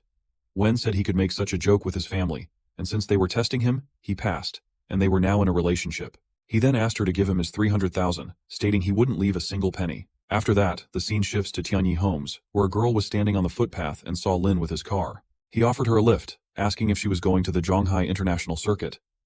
She agreed, mentioning that there was an event there and she had a chance to participate. She then gave him some fruits she had. As they reached the Zhonghai International Circuit, Lin said he wanted to watch the event with her as well. They found two people looking aggressive towards each other. The girl asked them what had happened. She told Lin that those were Ren and Sui, popular streamers on Douyu, and she inquired about the situation. Sui explained that Ren wanted to drive them away. Ren denied it, saying there was only room for one live streamer. The girl suggested that the area was big enough for all three of them to stream. Sui said that Ren had been influenced by Chin's associates and wanted to leave them. A girl approached and told Ren they had entry cards and that Chin was waiting for them. Teasingly, Ren walked inside while Sui appeared very angry. The girl with Lin asked Sui to calm down because they couldn't do anything as long as Chin was with Ren. Lin intervened and told them to go ahead with the livestream. Ren warned Lin that he would be in trouble if Chin showed up. Lin confidently asked them to bring Chin there. The girl asked Lin to calm down and not to provoke them. Lin assured her that he would make sure they could do the livestream. Sui asked Shin about Lin's background. She replied that she didn't know, but she believed he would handle it. So, Sui decided to follow Lin as well. Ren commented that it would be embarrassing if they got thrown out. They entered and saw many luxury cars preparing to do the livestream. Sui asked if Lin was sure they could proceed. Lin agreed, promising to manage everything. Then Xinyi, Chin, and Ren arrived. Ren told Chin and Xinyi that it was her exclusive livestream, but those two had interfered. She pointed towards Lin, calling him arrogant. Zhou greeted Lin, and Chin asked how Lin was doing. Ren, shocked, asked if they knew that arrogant boy. Chin revealed that Lin was the owner of the Zhonghai International Circuit. Ren was stunned upon hearing that. Lin asked Chin if he knew Ren, who had been rude to him. Chin replied that he had just kicked her out. Ren pleaded not to do that to her, saying her career would end if she didn't do this. Chin acknowledged that Lin hadn't informed him about her until it was too late and asked the guards to remove her. Chin asked if the girl was with Lin and suggested introducing him to foreign girls. Lin denied it and placed his hand on a black car, indicating that Chin was a better match for those girls. Sun wondered who Lin was to dare mock Chin. Chin explained that the car was the newest model and proposed a race with it. Lin agreed, noting that his skills had also improved. They each took a car, and Sun and Jinyu livestreamed the event. Chin had the blue car and suggested making a bet to make it more exciting. He explained the rules of the prize for the winner, which Lin agreed to. The race began, and Lin finished first. Chin admitted that despite training hard for several days, Lin had won. He then gave Lin 330,000 wen as the bet amount. Lin gave the money to Zhou, asking him to fix the scratch on the car. Zhou agreed, and took the money. Lin told Sun and Xinyu that if they needed anything, they could contact Zhou. Chin approached Lin, putting his hand on Lin's shoulder as a friend and asked if Lin had fun being a baba driver with Xinyu. Lin replied he would be happy if Chin joined them sometime. Chin declined and started to explain why, but Lin interrupted and left. Lin realized he only had to finish 3 more orders before he could go back for dinner. He ran into Miss Liu and commented that she was closing the shop early, and he had been thinking about having fried rice since it had been a while. She replied that Jing would be arriving soon, and Liu would reopen after picking Jing up. Lin then ordered his meal, asking for ham to be added. Miss Liu agreed, and Lin left for the school to pick up Jing. At the school, Lin asked a girl if all the seniors had been dismissed, and she confirmed it. As he looked around, Lin noticed some ladies and recognized one with green hair. The lady insisted that Miss Gu see the scratches on her son's face caused by Jing, threatening legal action if her son's future was affected. Tearful Jing explained that the boy had bullied her first. Lin arrived and upon hearing the commotion asked if they were daydreaming. He comforted Jing and asked her to explain what had happened. Showing Lin the tear in her shirt caused by the boy, Jing recounted the events.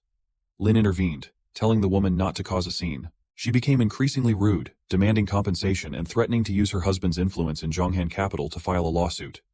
Miss Gu calmly explained that they were in the wrong, which only angered the woman further. She threatened that the whole school would suffer for it. Miss Gu decided to take Jing home and promised to explain everything to the principal in detail. At that moment, the boy's father arrived, demanding to know what had happened. The boy accused Lin of slapping his mother.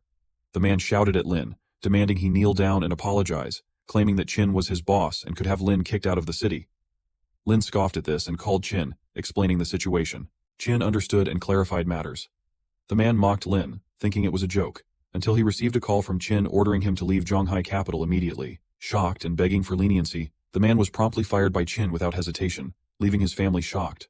They asked Lin for another chance, but Lin dismissed him, saying it was fortunate he had come that day to prevent Liu and Jing from being insulted.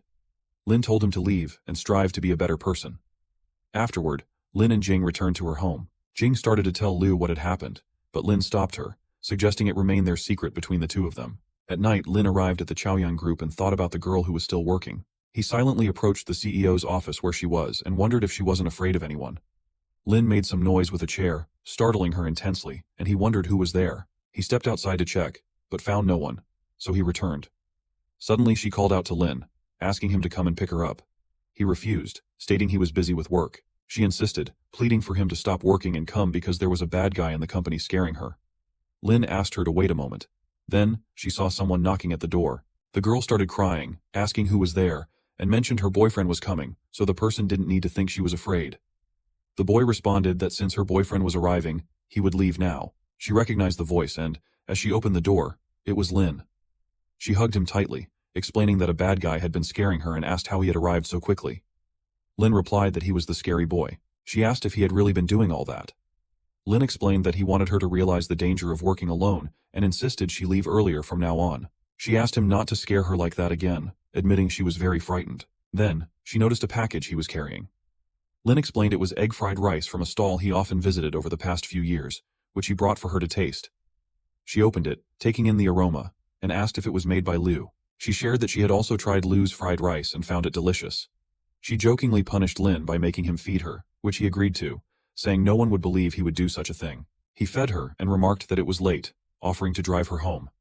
She thought highly of him for it. Chin called Lin and mentioned he had a list of internet celebrity girls, asking if Lin wanted to relax. Lin replied that the girl next to him was better than any internet celebrity. Chin asked for a picture of the girl. Lin agreed and asked her for a selfie. She wondered why, all of a sudden. Lin explained he was going to send her photo to someone to show the difference between real and fake. She wondered if she should put on makeup and get ready. Lin complimented her, saying she looked good even without makeup, and then took a selfie. She distanced herself a bit, feeling awkward, but Lin reassured her that she didn't have to feel weird. She explained that she had never taken a selfie with a man before, and wondered what pose she should do. Lin suggested she sit on his lap for the photo. After taking the picture, Lin sent it to Chin, who asked where Lin had found her. After leaving the office, Lin told her not to worry about dinner, as he would drop her off. She replied that she still wanted to support his unusual way of experiencing life. Lin wondered if he had to do something special. She asked jokingly if he needed to summon his prey.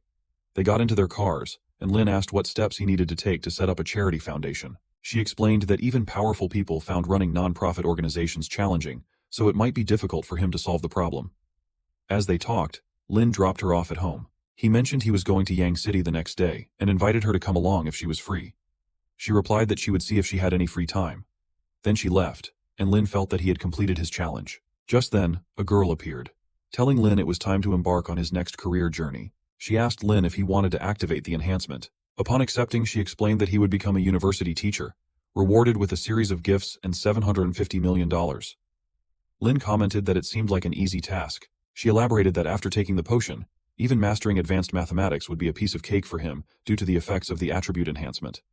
Lin noticed changes in his physique, feeling a surge in his strength. He excitedly discovered he now had six-pack abs.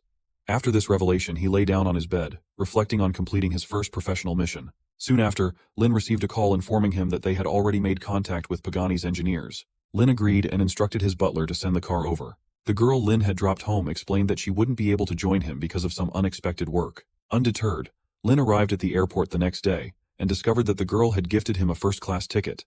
He settled into his seat on the plane. Hao Yu, Yuan, and Xin also boarded the plane and noticed Lin. Xin made a comment about him, while Yuan mentioned it was her first time seeing such a young boss in first class.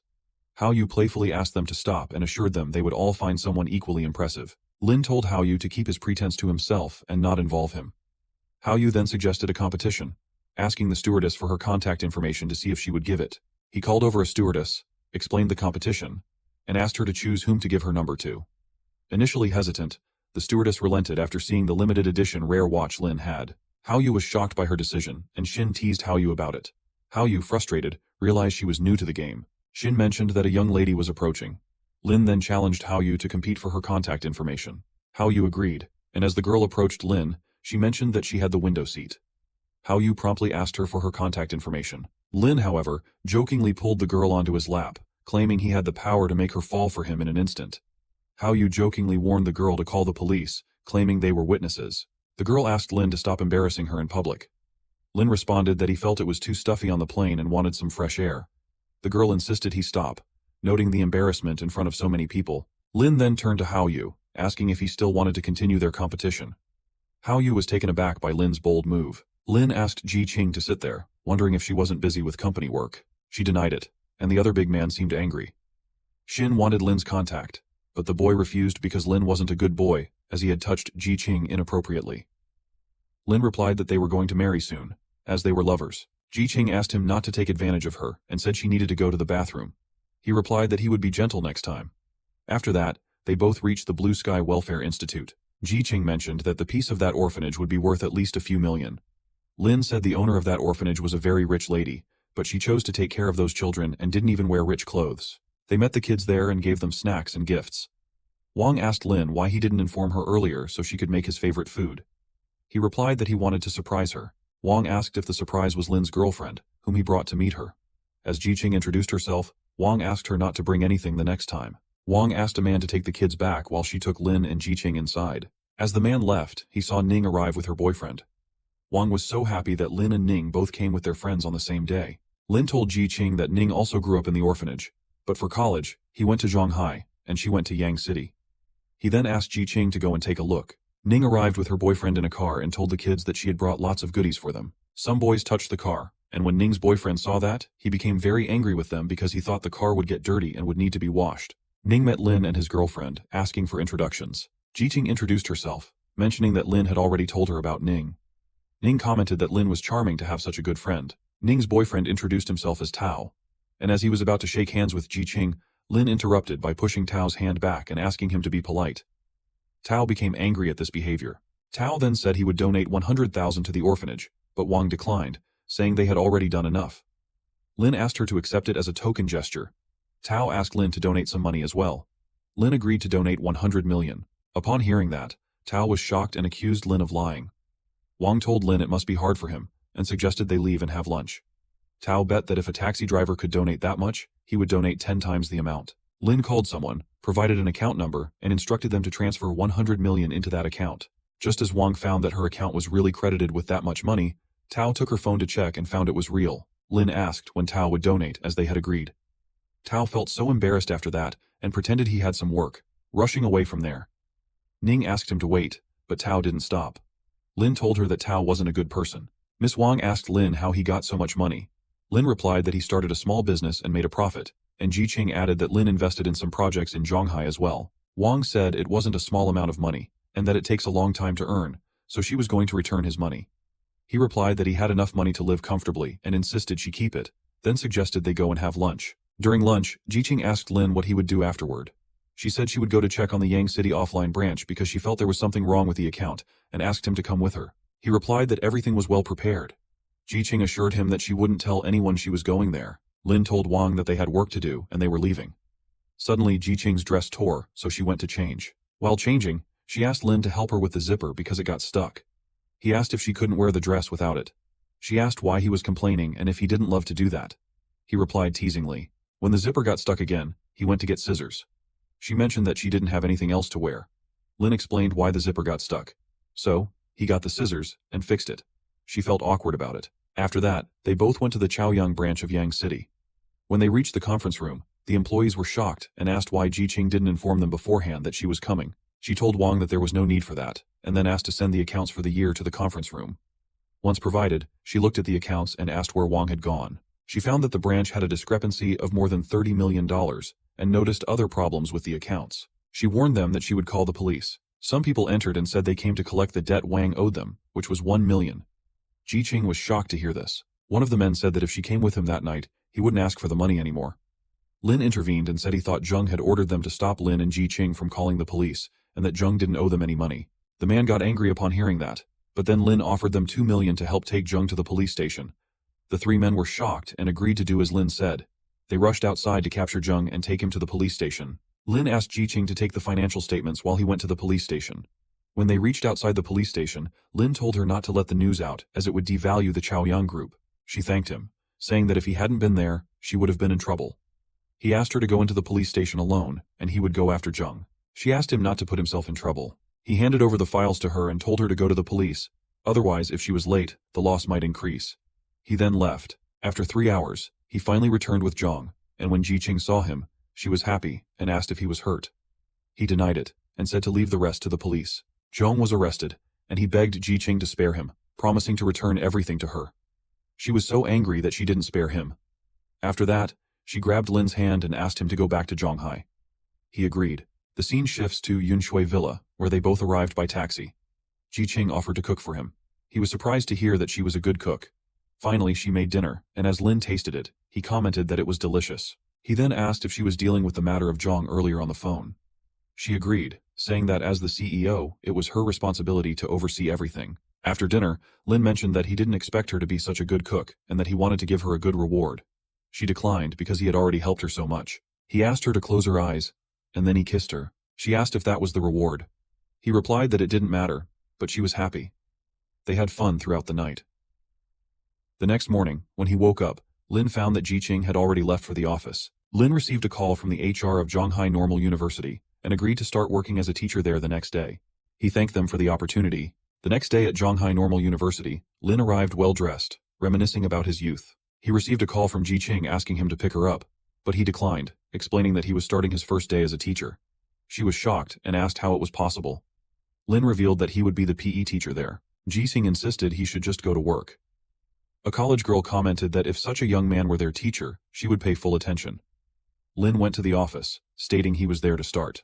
A teacher identified him as Xingbang, and the lady there, Su Gei, the dean of students, told Lin he must work hard. She handed him a task: to help graduates of hotel management find internships with a salary not less than 3,000 wen, along with free room, board, and other basic requirements.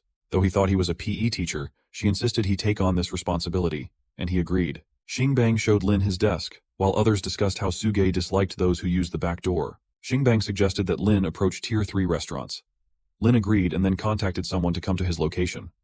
After half an hour, a man arrived, and Lin explained everything to him. Then he escorted the man to Sujay. She became angry that an outsider had come there. Lin explained that he had done it for the students' internships. Shocked, she stood up. The man turned out to be the manager of a grand hotel and agreed to provide internships for the students. Tianlong even offered $500 more than Sugei had requested. The woman who had assigned Lin the task said he had earned $200,000 and completed 20% of his experience. Xingbang asked what Lin was thinking and praised him for finishing the task in half a day.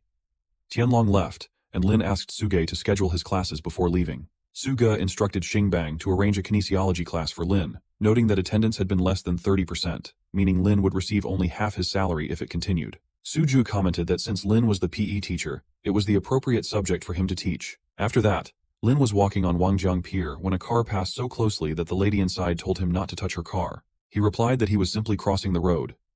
Chen emerged with an arrogant attitude, showing off her Audi A8. He asked her not to show off, pointing out that it was just an Audi A8. Later, the lady entered the conference room at the office, where a man commented on her tardiness and Lin's absence.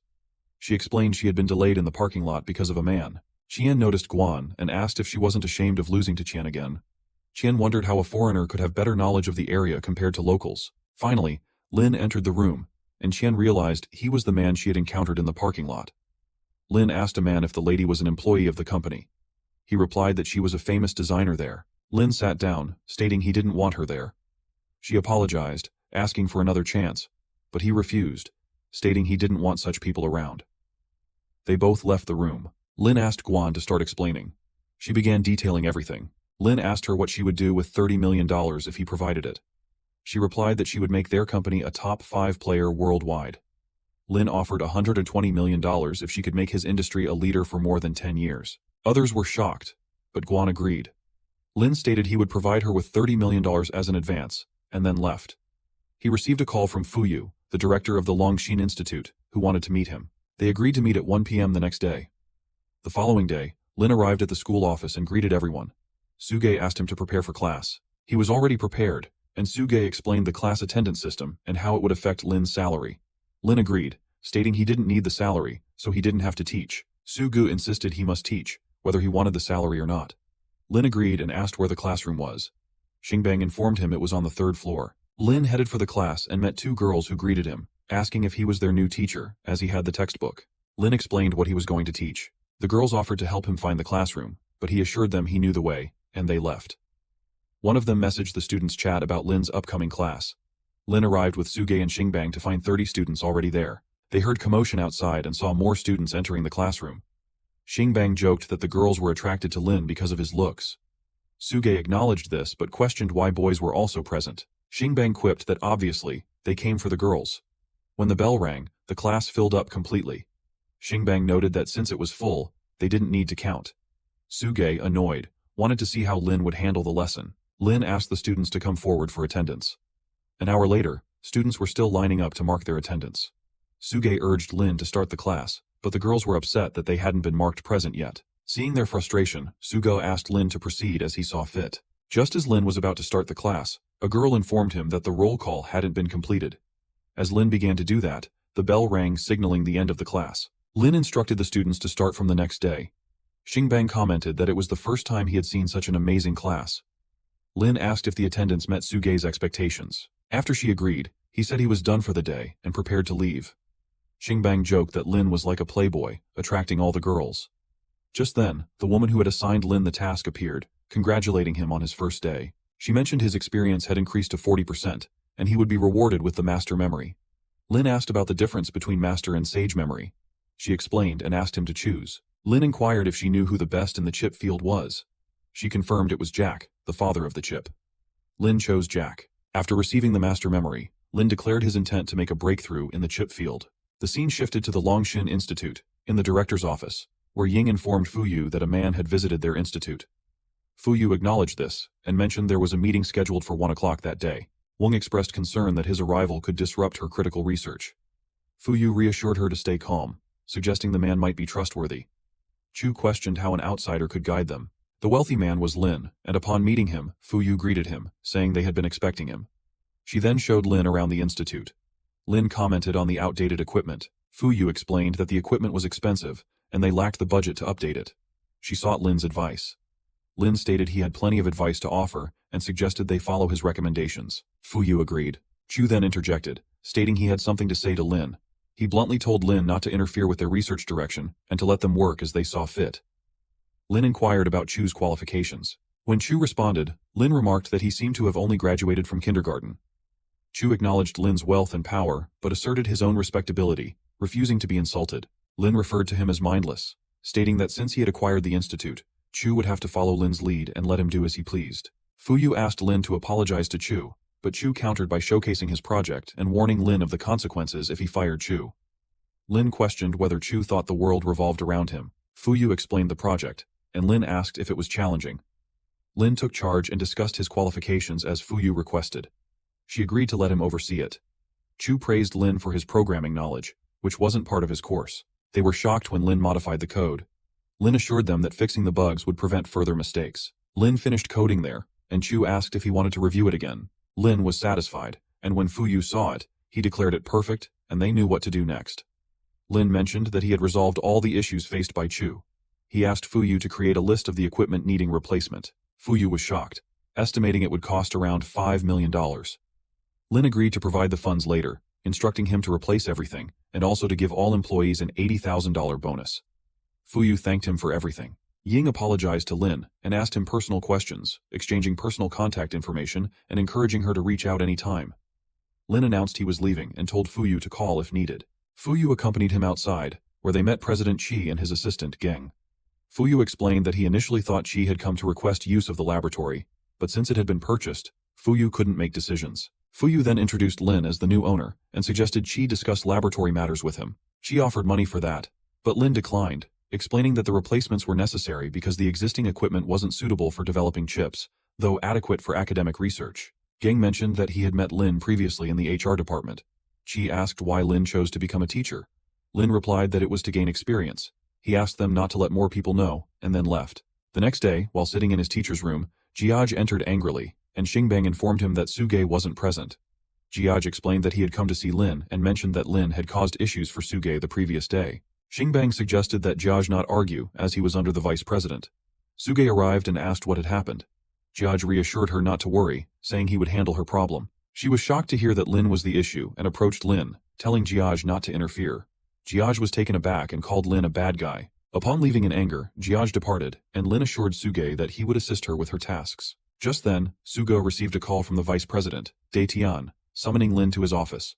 She agreed and informed Lin, leaving Xingbang surprised and advising Lin to apologize. As Lin arrived, Jiaj informed him that he was fired. Lin asked De Tian why he was being fired. De Tian responded that Lin wasn't suitable for the job. Lin received a message from Chi to pick up his appointment letter, but Lin replied that he had been fired. Chi asked where Lin was and came to Dachan's office, questioning what was happening. Dachan explained that he didn't believe Lin was capable of the job and asked Lin to leave. Chi became furious with Dachan, stating that he had been considering appointing Lin as honorary vice president. He emphasized Lin's role as director of the Longshin Institute and his extensive knowledge. She then declared that both Jiaj and Dachan were unfit for their positions and demanded their resignations. Both were shocked, and Dachan requested another chance, apologizing profusely. Chi asked to assess Jiaj's character, noting he had already been given numerous opportunities. Datian started arguing with Jiaj. Chi then asked Lin to take Datian's seat, but Lin declined, stating his desire to remain a teacher. Chi decided to appoint Lin as deputy director with presidential powers. Afterwards, Chi approached Suge, who welcomed him. Sai mentioned he would handle the issue with Datian and Jiaj. Jiaj asked if they were fired and learned Lin would become deputy director. Another person asked how this happened, and Lin replied, "It was nothing." The girl responsible for assigning tasks arrived and mentioned that Lin had acquired the Twin Towers, explaining the details. Lin received a call confirming his ownership of the Twin Towers, and arranged to handle formalities the next morning at 9 a.m. Upon returning to the office, Lin contemplated setting up a company to manage his assets. He unexpectedly encountered Suge wearing a towel. Suge was shocked and asked how he had entered. Lin explained it was also his office.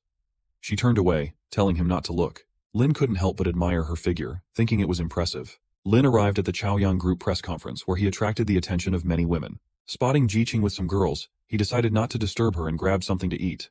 A lady approached Lin to exchange contacts, but he politely declined, causing her to leave in frustration. Another lady asked Jiqing if she knew that Yahello Company had secured a $150 million contract. Jiqing confirmed it, and Lin wondered if that was the company he had chosen. Wei approached Jiqing, inquiring if she was interested in a reconstruction project. She expressed interest but mentioned her lack of connections, making it difficult.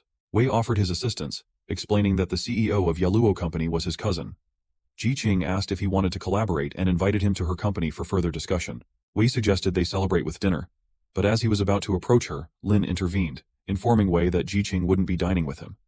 Wei questioned if Jiqing had time for Lin, and she affirmed she had an appointment with him. Wei argued the dinner was worth hundreds of dollars, but Jiqing chose to prioritize her plans with Lin.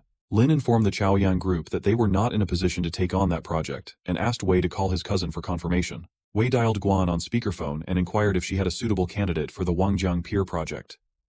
Guan acknowledged working closely with Wei on her projects, but Lin interrupted, introducing himself as the owner of Wangjiang Pier. Wei was surprised, and Guan recognized Lin, confirming his authority over the project. Lin asked Wei if he now believed Lin had the decision-making power. Wei apologized and left at Lin's request. Lin informed Jiqing that he was waiting for her in the lounge. Others commented on how cool Lin was. When Jiqing arrived at the lounge, she found Lin lying on a couch. Without a word, she sat down nearby. Lin gently took her hand and guided her to sit on his lap. She realized he had been pretending to sleep. Jiqing remarked that Lin had also acquired Wangjiang Pier and was managing ordinary tasks while investing in other industries. Lin questioned how he could accurately gauge the market without revealing his ownership. Jiqing assured him she would complete the Wangjiang Pier project flawlessly, but Lin hesitated to assign it to her. She suggested they enjoy the evening together, prompting Lin to suggest she speak directly with Guan, the project's designer. The scene shifted to the next day, where Lin stood outside his office. Qing approached, recognizing him after a long time and inquiring about his current activities. He mentioned being a physical education teacher, which she playfully teased for not being lucrative. Qing revealed she was a low-ranking employee at Yuandong Group earning $30,000 annually. Lin shared he was there to purchase a house and asked about the commotion at her company. Qing speculated about a mysterious tycoon who had acquired the Twin Towers and was expected to complete formalities that day. Vice President Luo prepared to meet the buyer of the Twin Towers. Ren noticed Qing there and asked what she was doing. She explained she had just bumped into her college classmate. Introducing Ren as her boyfriend, she suggested Lin consider offering Ren a job and invited Lin to join them for lunch. Ren declined, stating he only dined with wealthy individuals and didn't want to waste time with Lin. He mentioned the imminent arrival of the Twin Towers buyer. Qing suggested they discuss matters later at home. As people lined up, Lin revealed himself as the Twin Towers buyer, but preferred not to make a grand entrance. He began walking, leaving Qing and Ren shocked upon hearing the revelation. Jiting mentioned that So Lin had also acquired Wangjung Pier and was now involved in ordinary work while investing in other industries. She asked how he would discover the real market if he didn't reveal that. So Lin replied that she would complete the Wangjung Pier project perfectly. However, Lin had not assigned that project to her. She suggested that he enjoy the night, and in response, Lin said he would also speak to Guan, the project's designer. Vice President Luo arrived, visibly angry, and asked what Qing was doing. She apologized, explaining that Lin was her classmate who had lost his mind. Luo instructed security to remove her from the premises. He then slapped Ren, who asked for the reason. Luo revealed that Lin was the one who had purchased the Twin Towers, questioning how they dared to treat Lin that way. Ren asked if that was even possible. Qing asked Lin if he really bought it. Lin confirmed he had come to buy his own home. Luo apologized to Lin and promised to host a banquet that night to make amends. Lin asked Ren if he still wanted to have dinner together. Luo instructed them to leave Ren alone and focus on signing the contract in the conference room. When Lin arrived, he found numerous documents to sign, which took nearly half an hour to complete. During the contract signing, Luo asked if Lin had anyone to manage the Twin Towers. Lin inquired if Luo could recommend someone. Luo mentioned that his brother owned a property company in the city and offered his brother's services if Lin hadn't found anyone yet. Lin requested Luo to have his brother contact him. On the other hand, Qing and Ren emerged with some files, and Ren said he would find another job to support her. However, she responded that they weren't right for each other and broke up with him. Ren was shocked, reminding her of their promise to marry. She explained that Lin had given her a love letter in college, and she intended to be with him now. Ren criticized her, calling her unfaithful, and then left. Qing stood outside, applying makeup.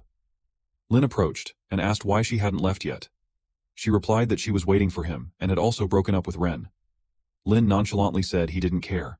Qing then mentioned the love letter Lin had supposedly written to her in college, now accepting it as true. Lin revealed it had been written by someone else. Others nearby gossiped that girls like Qing only wanted to be with rich men and were not good people. Lin told Qing to return to work and announced he was leaving. As he got into his car, she sat inside without permission, claiming she had been fired and asked him to drop her home. He demanded to know who allowed her to sit there. Qing pleaded with Lin to drive her home since they were classmates. Irritated, Lin called the police, describing her as a crazy girl who had illegally entered his car. Hearing this, Qing quickly got out, and Lin drove away. The scene shifted to Music Plaza, where a girl on a bike was hit by a car. The man emerged angrily, berating her for damaging his new car and questioning why she had come there if she couldn't handle herself. She retorted, asking why he was shouting and offered to pay for the damage. The man scoffed, implying she couldn't afford it, and then condescendingly offered her a job as his secretary, suggesting he would deduct the repair costs from her salary. Enraged, she objected, but he abruptly silenced her by covering her face with a cloth, causing her to lose consciousness. Suddenly, Lin arrived in his car, drawing attention and admiration from onlookers. Recognizing Lin, Ying approached him and asked why he was there. He simply replied that he was passing through. Noticing her red hands, he inquired about what happened. Wang explained that the man had been taking liberties with her and recounted the entire incident. Lin asked the man how a motorcycle could be blown over on such a hot and windless day. Spotting a monitor nearby, Lin suggested they review what happened. After viewing the footage, the man proposed they forget the incident, offering to repair his car.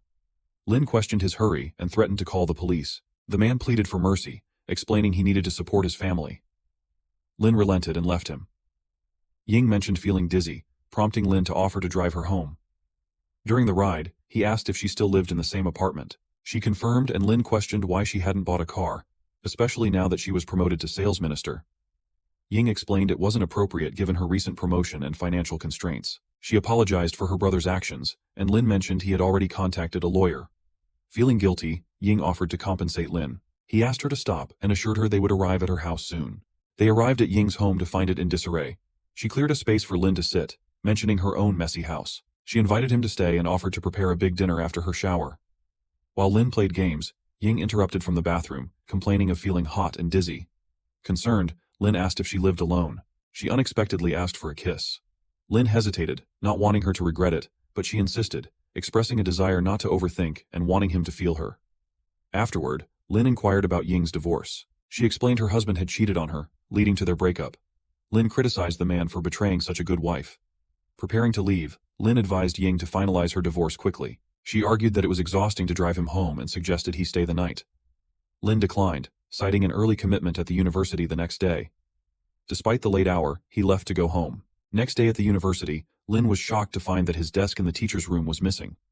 Xingbang informed him that he had been promoted to deputy director, so he and Suge would now share an office. Lin protested, saying he didn't want this and requested his old desk back.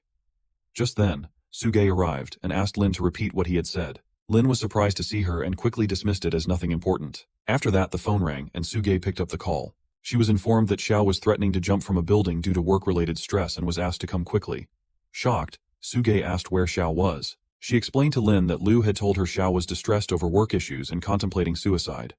Suge urged Lin to accompany her, and they, along with Xingbang, hurried to the scene.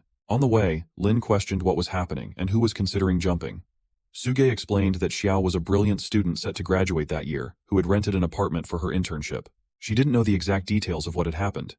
Xingbang asked where Xiao was working, and Suge mentioned it was at Zhonghan Capital, which Lin recognized as Qin's company.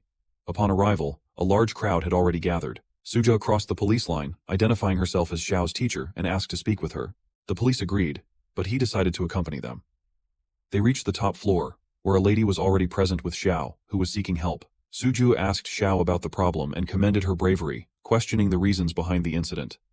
Xiao tearfully revealed that someone had done something terrible to her, and even her boyfriend didn't believe her. They were shocked to hear this. Lin asked Xiao to disclose the name of the perpetrator. Xiao replied that she never thought the deputy CEO would do such a thing to her. Suga reassured her, urging her to calm down, noting that she was still young with much ahead of her. As Xiao backed away, she warned that she would jump if they approached. Lin urged her to do it quickly, suggesting it would expedite police action. He told her that death would be pointless, and asked what would happen to her case afterward, emphasizing that she needed to live for justice. Suju assured her that they would definitely help Xiao. Xiao refused, stating they wouldn't be able to do anything because the man was the deputy CEO of Zhonghai Capital. Lin promised her that he would ensure the deputy CEO went to prison, but he wouldn't force her if she didn't want to proceed. As she glanced away, Lin suddenly moved to grab her and pull her back. The police expressed their gratitude, and Lin stated he did what needed to be done, requesting the police to take her statement.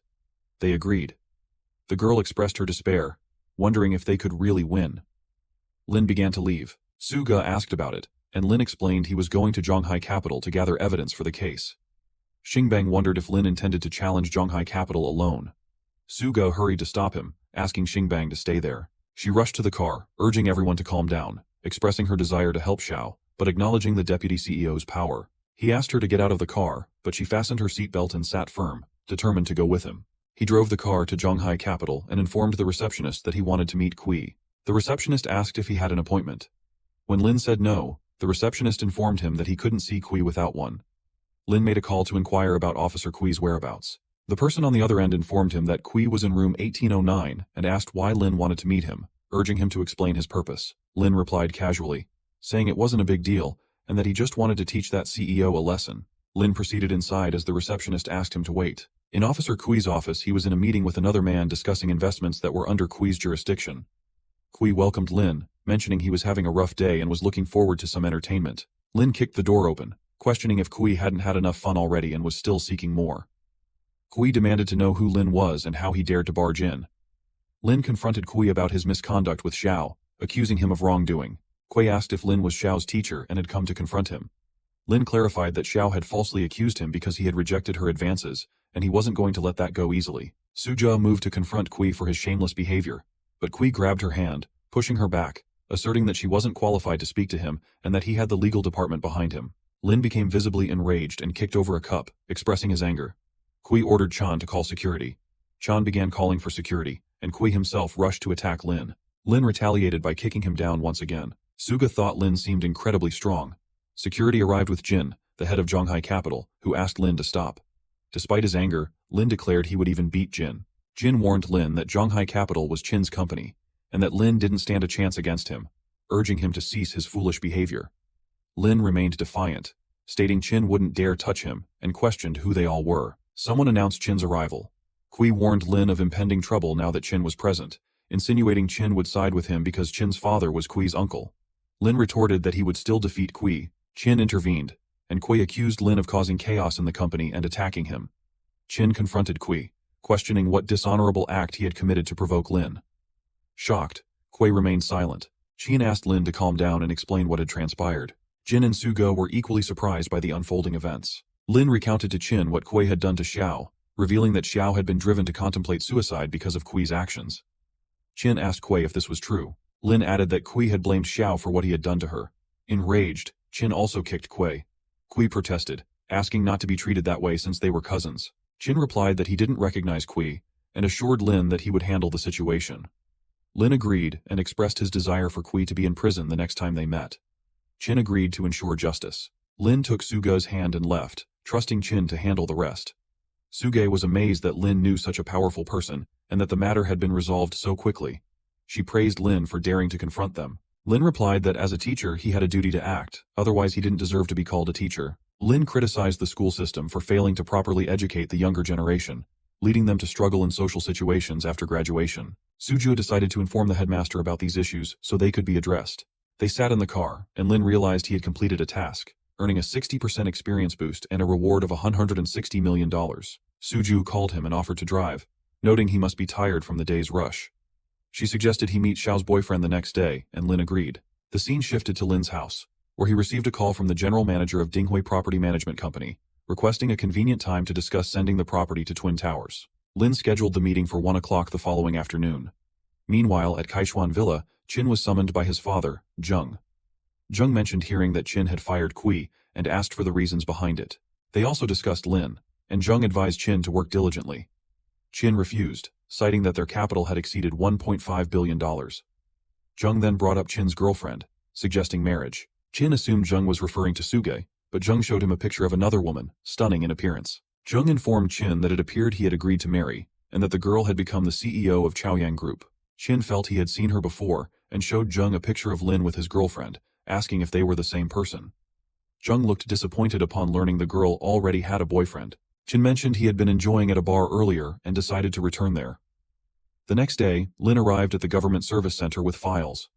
Some girls commented on his handsomeness as he entered. Receptionist Feng asked if he was there for business, and Lin stated he wanted to register a company. She agreed to help him fill out the forms and offered assistance if he had any questions. Meanwhile, a man watched them with an intense expression. Lin completed the forms and took them to the same man for review. The man noticed an error. The registered capital was listed as 80 million instead of the correct amount. A woman speculated to Feng that something was amiss and suggested Lin might be playing a prank on them. Lin wondered how they would react if he had correctly written $160 million. He insisted it was correct, prompting the man to ask for proof of the funds. Feng arrived angrily and offered to help him fill out the forms again. Lin questioned why he needed to refill if the information was already accurate. He showed them the bank statement confirming the transfer of funds. They were shocked to realize Lin was indeed wealthy despite his humble appearance. The man reviewed the form again and noted an error in the address, which referred to Twin Towers instead of the specific floors where the companies were registered. Lin showed documents proving his ownership of Twin Towers, clarifying that the entire building was under his company. Satisfied, the man confirmed there were no further issues, and asked Lin to wait briefly. Lin received his business license, feeling he was now one step closer to achieving his goal. Lin was on a call with Suge, who informed her that she had invited Xiao's boyfriend to Star Coffee near the school to talk. Lin was driving his car and assured her he would be there in 20 minutes. Finally, he arrived and met Suge. Lin asked if the boy had arrived yet. She told him that he would be graduating in a month, and, because his family was nice, he wouldn't say anything to them. Finally, Yang arrived and acted as if he didn't have much time, asking her to meet at a posh place next time. She wanted to talk to him about Xiao's suicide attempt. Yang said it wasn't his issue to discuss, and he didn't want such a girlfriend. Lin said they wouldn't interfere in Yang and Xiao's relationship, but asked him to comfort her. Yang said they had already ended their friendship, and he didn't want to date her. Suge became very angry about that. Yang stood up to leave. Lin stopped Suge, but she told him he didn't need to stop her. He asked what would happen if someone filmed and uploaded it to the internet. After all that, the scene shifted to Peninsula Grand Hotel, where a car arrived. Tianbo asked Yang where he had been and why they were meeting someone so important. Yang replied that he had some schoolwork to attend to. Tianbo drove Yang there because he wanted him to take over his business, and instructed him to behave properly in front of the person they were meeting. When they got out of the car, Yang agreed. Tianbo called Lin to ask if he had arrived or still needed to come. Lin replied that he had already seen Tianbo. As Lin arrived, Yang recognized him and told him not to follow him there. Tianbo asked what they were talking about. Yang explained that Lin was his teacher who had come to lecture him in the morning. Lin commented that Tianbo had a good son. Tianbo slapped Yang, saying that Lin was the new owner of Twin Tower, and Yang shouldn't be rude to him. Yang was shocked to learn that Lin was the owner. Lin revealed that he worked as a teacher to gain experience. Another man approached Lin and asked what was happening. Tianbo continued to scold his son. The man asked Lin if he wanted to kick the two out. Lin said he would handle it. Lin disclosed that he owned Twin Tower and Peninsula Grand Hotel, asking if they had any more questions. They were shocked to hear this revelation. Tianbo apologized for the incident, and Lin mentioned that Yang had acted too boldly, which wasn't necessary. Yang admitted his fault and promised to apologize to Xiao and marry her. Lin warned him never to approach her again. Tianbo bowed in apology to Lin and expressed his hope that Lin would consider giving them an opportunity, noting their top position among property management companies. Yang again acknowledged his mistake. Tianbo slapped him, and Lin instructed Tianbo to remove Yang from the premises before discussing business. Yang agreed, so Lin proceeded to discuss business with Tianbo. The scene then shifted to Suge and Xingbang at the school. Xingbang wondered why they had stopped trying to convince Yang. Suge explained that Yang's arrogance was the reason. Xingbang asked if Lin had gone there and couldn't handle the situation. Suge replied that unlike them, Lin remained calm.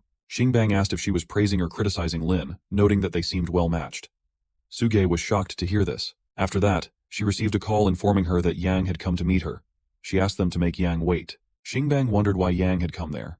When she finally met Yang, he apologized for everything, and added that he planned to visit Xiao, asking Suge to take him there. She agreed, thinking Lin was so impressive for handling the matter. The scene then shifted to Ying's house, where Lin met her. He suggested they go buy a car for her. She asked him to have breakfast first and then to try something she had prepared. Lin remarked that she had made a lot of food for breakfast. She replied that all of it was healthy food. Then she fed him with her own hands. He commented that it was delicious and asked what type of car she wanted. She replied that she wanted a beautiful white one. He suggested a Maserati, but she declined, saying it was beyond her budget and her senior already had one, so she decided on an Audi instead. He promised to buy her a car as he had promised, and suggested they go to the dealership. At the dealership, Yu welcomed them and asked if they were looking to buy a car. Lin explained their requirements, and Yu took down the details. Ying mentioned her budget was only $30,000. Yu was shocked and hesitated to assist them, so he called Li Jing to show them the cars. She agreed, and Lin asked Yu if he thought their budget was too low, which was why he hadn't shown them any cars. Yu agreed with him. Just then, a man approached to ask whose sports car was parked outside. Yu checked and found it was worth more than $5 million. He asked Liu what was going on. Liu explained that he wanted to drive in, but the car was in the way, so he wanted it moved. Lin apologized and told Ying they should leave. He said he would move the car with Yang. Yu asked if the sports car outside belonged to Lin. Lin asked if there was a problem and suggested to Ying that they go to a different dealership since they weren't welcome there. Liu asked them to wait and said he would show them the car. Yu apologized to Lin, who replied that he would take his business elsewhere. Liu became angry and fired Yu on the spot. Ying apologized to Lin for the embarrassment. They arrived at a different dealership, and Lin told Ying she didn't need to apologize because with her help, he understood the beginning of his job. They found a car, and Ying said people might think she was the mistress of a rich person. Lin told her to ignore them, whether she liked it or not. Seeing that she did, he suggested they test drive the car. Afterwards, he bought the car for her. He suggested that she had had her license for a long time, so she could practice driving with him when he was free. She was thrilled and thanked him for the car. He hugged her and told her it was his pleasure. Lin arrived at Jiangnan restaurant to meet Guan, who mentioned she had been waiting for him. He suggested they sit down and eat while they talked. Lin asked when the first phase would be completed. Gen replied that it would take 2 months. Lin commented that it was too slow and promised to transfer her the $60 million the next day, urging her to find more companies to collaborate with. She agreed and thought he was very generous. Lin asked her to design a logo for his Lingyun group. She inquired about the company's location, and Lin informed her it was in Twin Tower.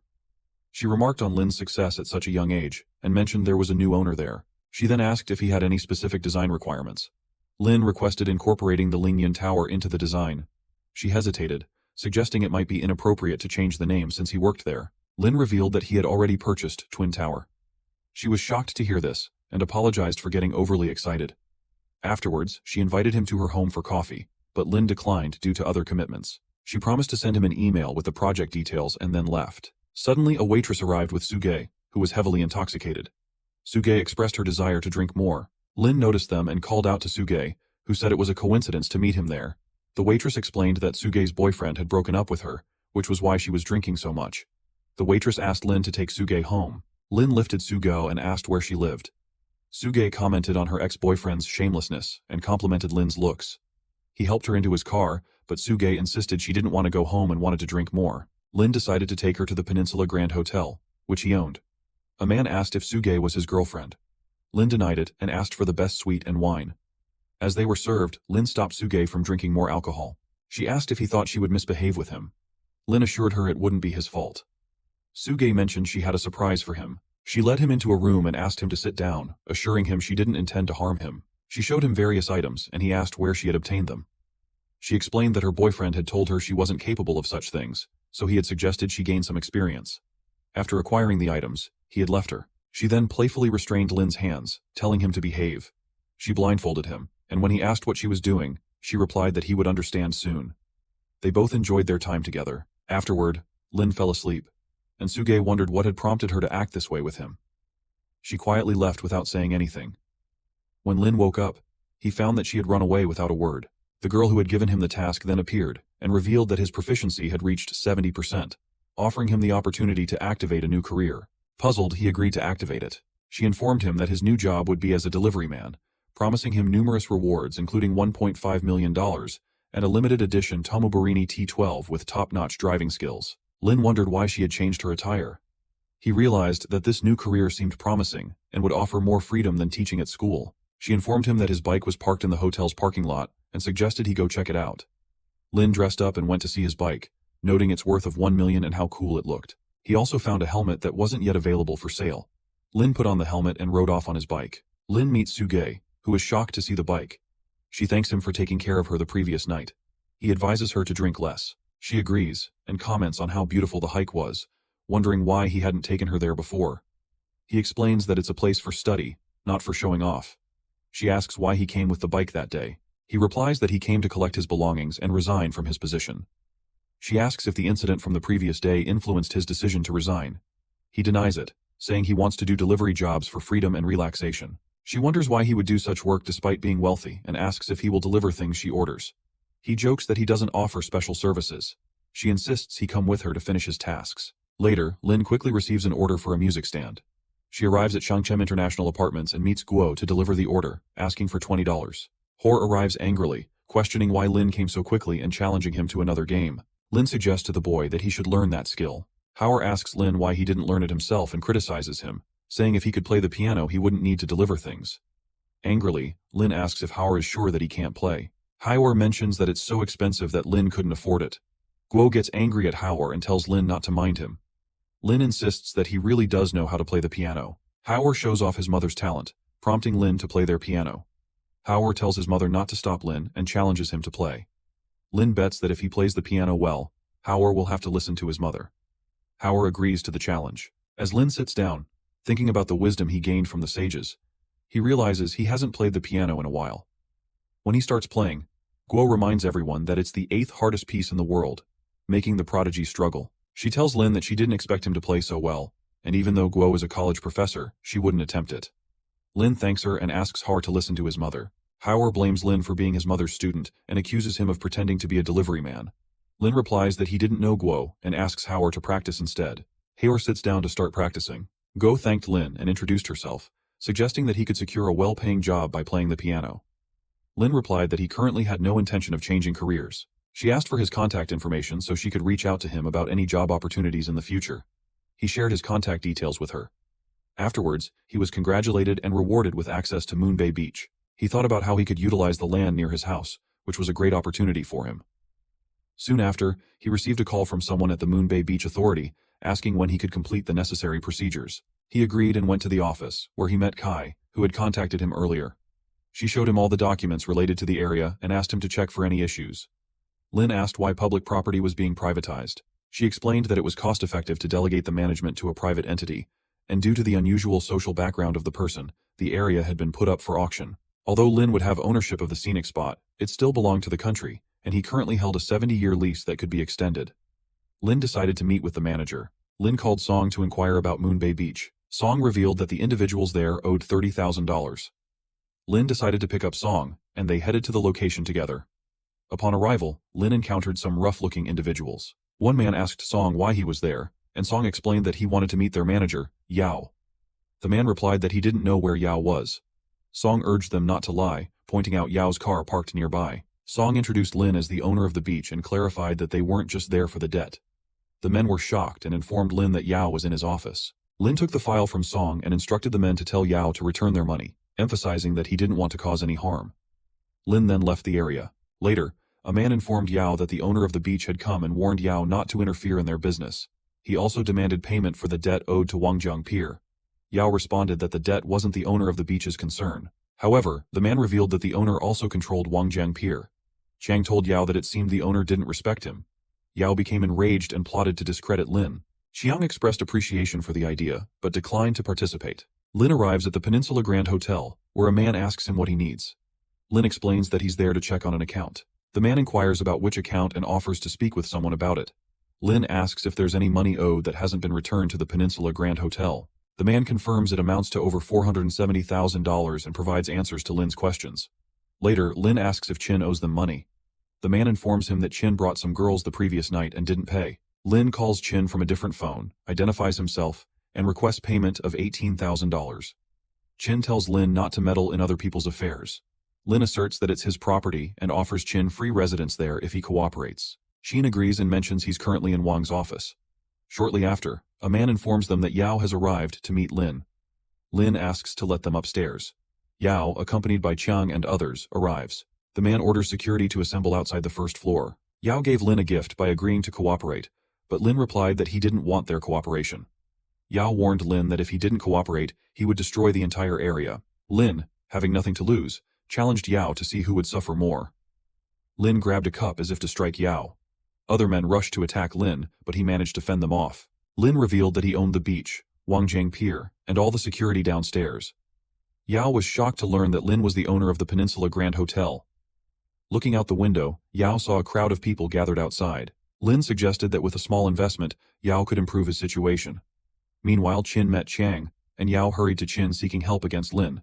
Chin ignored him and asked Lin what was going on, and if they were qualified to cooperate with Lin. Chiang and Yao were stunned by Chin's response. Lin warned those threatening to destroy his business.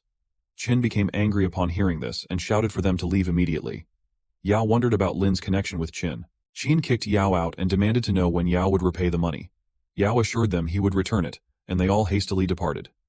Chin asked Lin if he wanted to teach anyone else a lesson. Lin replied that now wasn't the time to waste. Chin said that since he had helped Lin, he wouldn't charge the $18,000, emphasizing the necessity of shamelessness in business. Meanwhile, Lin received a call from Ji Qing, who heard he had quit his job and asked if he left because he was flirting with a student. Lin denied this, explaining he was there for experience, and transitioned to delivery work once that was achieved. Ji Qing said she would place an order, but Lin hung up upon hearing this. He left to make deliveries, leaving Chin alone.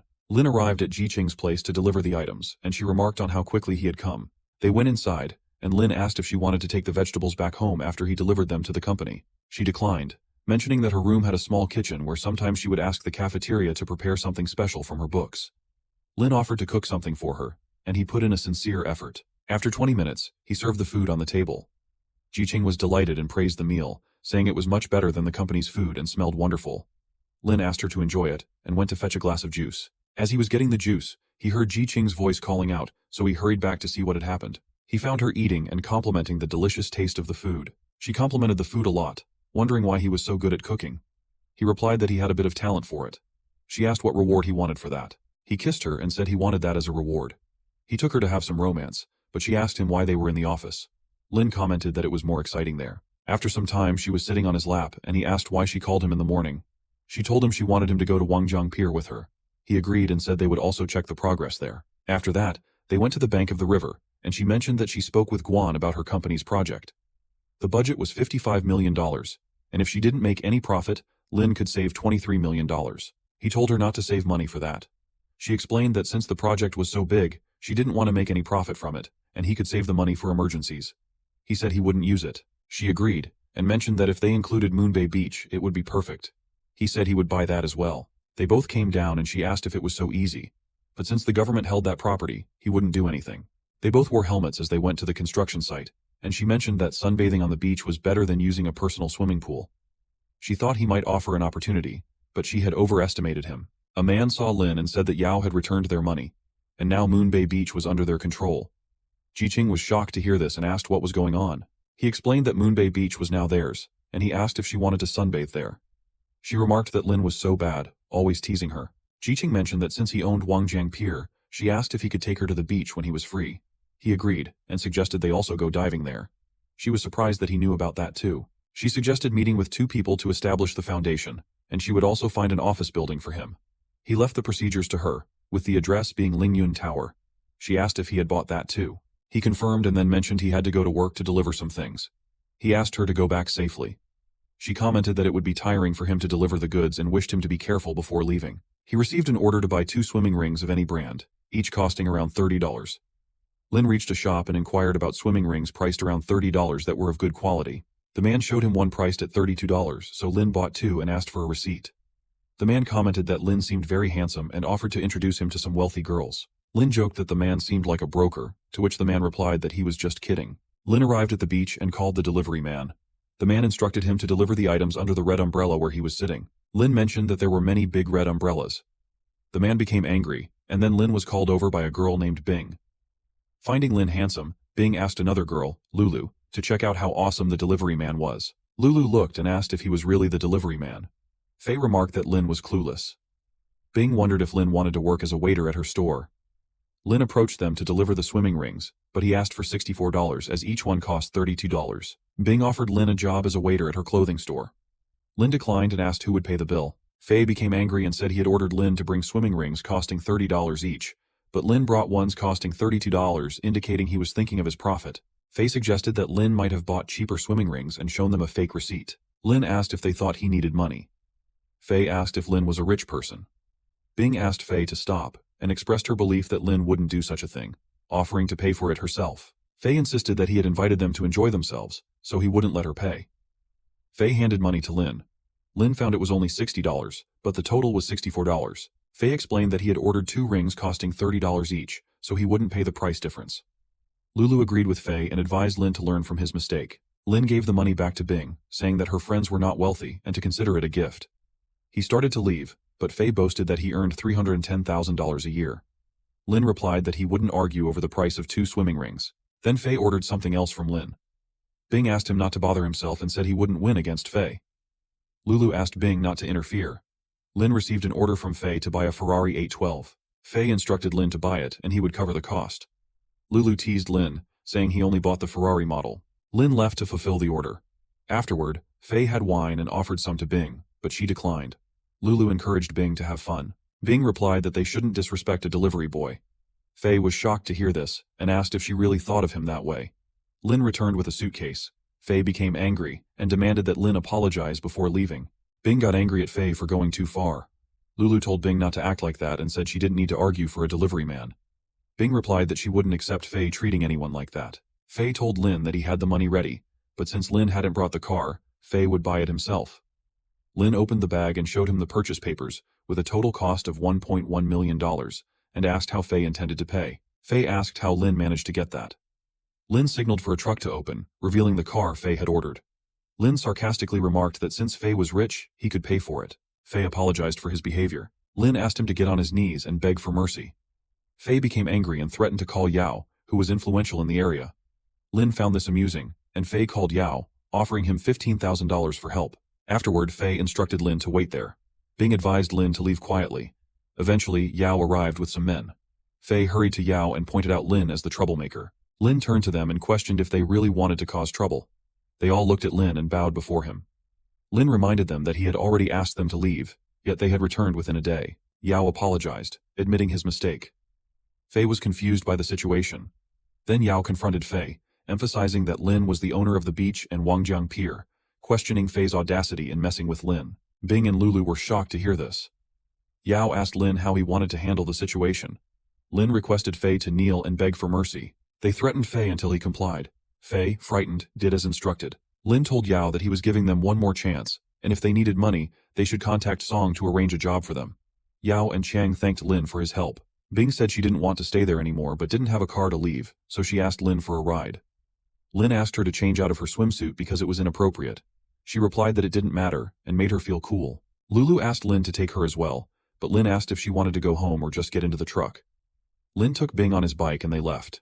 The woman who had given them the task arrived, mentioning that her experience earned her 40% and a reward of $150 million. Lin thanked her, and just as he received a notification of his bank account being credited, Bing noticed he had mistakenly received $2.3 million. She was shocked and commented that it would soon reach $10 million. She apologized for misunderstanding his message and mentioned that her store's account was a fraction of Lin's $230 million. Lin corrected her, stating that it was actually $230 million, not $2.3 million. She was shocked to hear this and wondered how someone could be so rich. She took him to a clothing store, and wearing a casual dress, asked him what he thought of the store. Lin asked if she owned it. She confirmed and mentioned that she had graduated from Donghua University. She offered him a drink, but he declined and took her company card. She suggested they exchange numbers to stay in touch. He agreed, mentioning he might order a dress for his uniform from her. She agreed, and promised to provide him with the best service. Lin stepped outside and called Seung. Seung answered and said he would be in Zhonghai in a few days. They hadn't met in half a month. Lin asked him to stop talking in that tone. Seung asked if Lin knew about the site company, and that they had solved the control unit program, ready to cooperate with them. Lin asked him to call in advance, promising to entertain Seung well. Then he hung up the call. Lin wondered how Psyche had gotten ahead of him when he had written the codes just several days ago. He arrived at the Longshin Institute and met with Ying.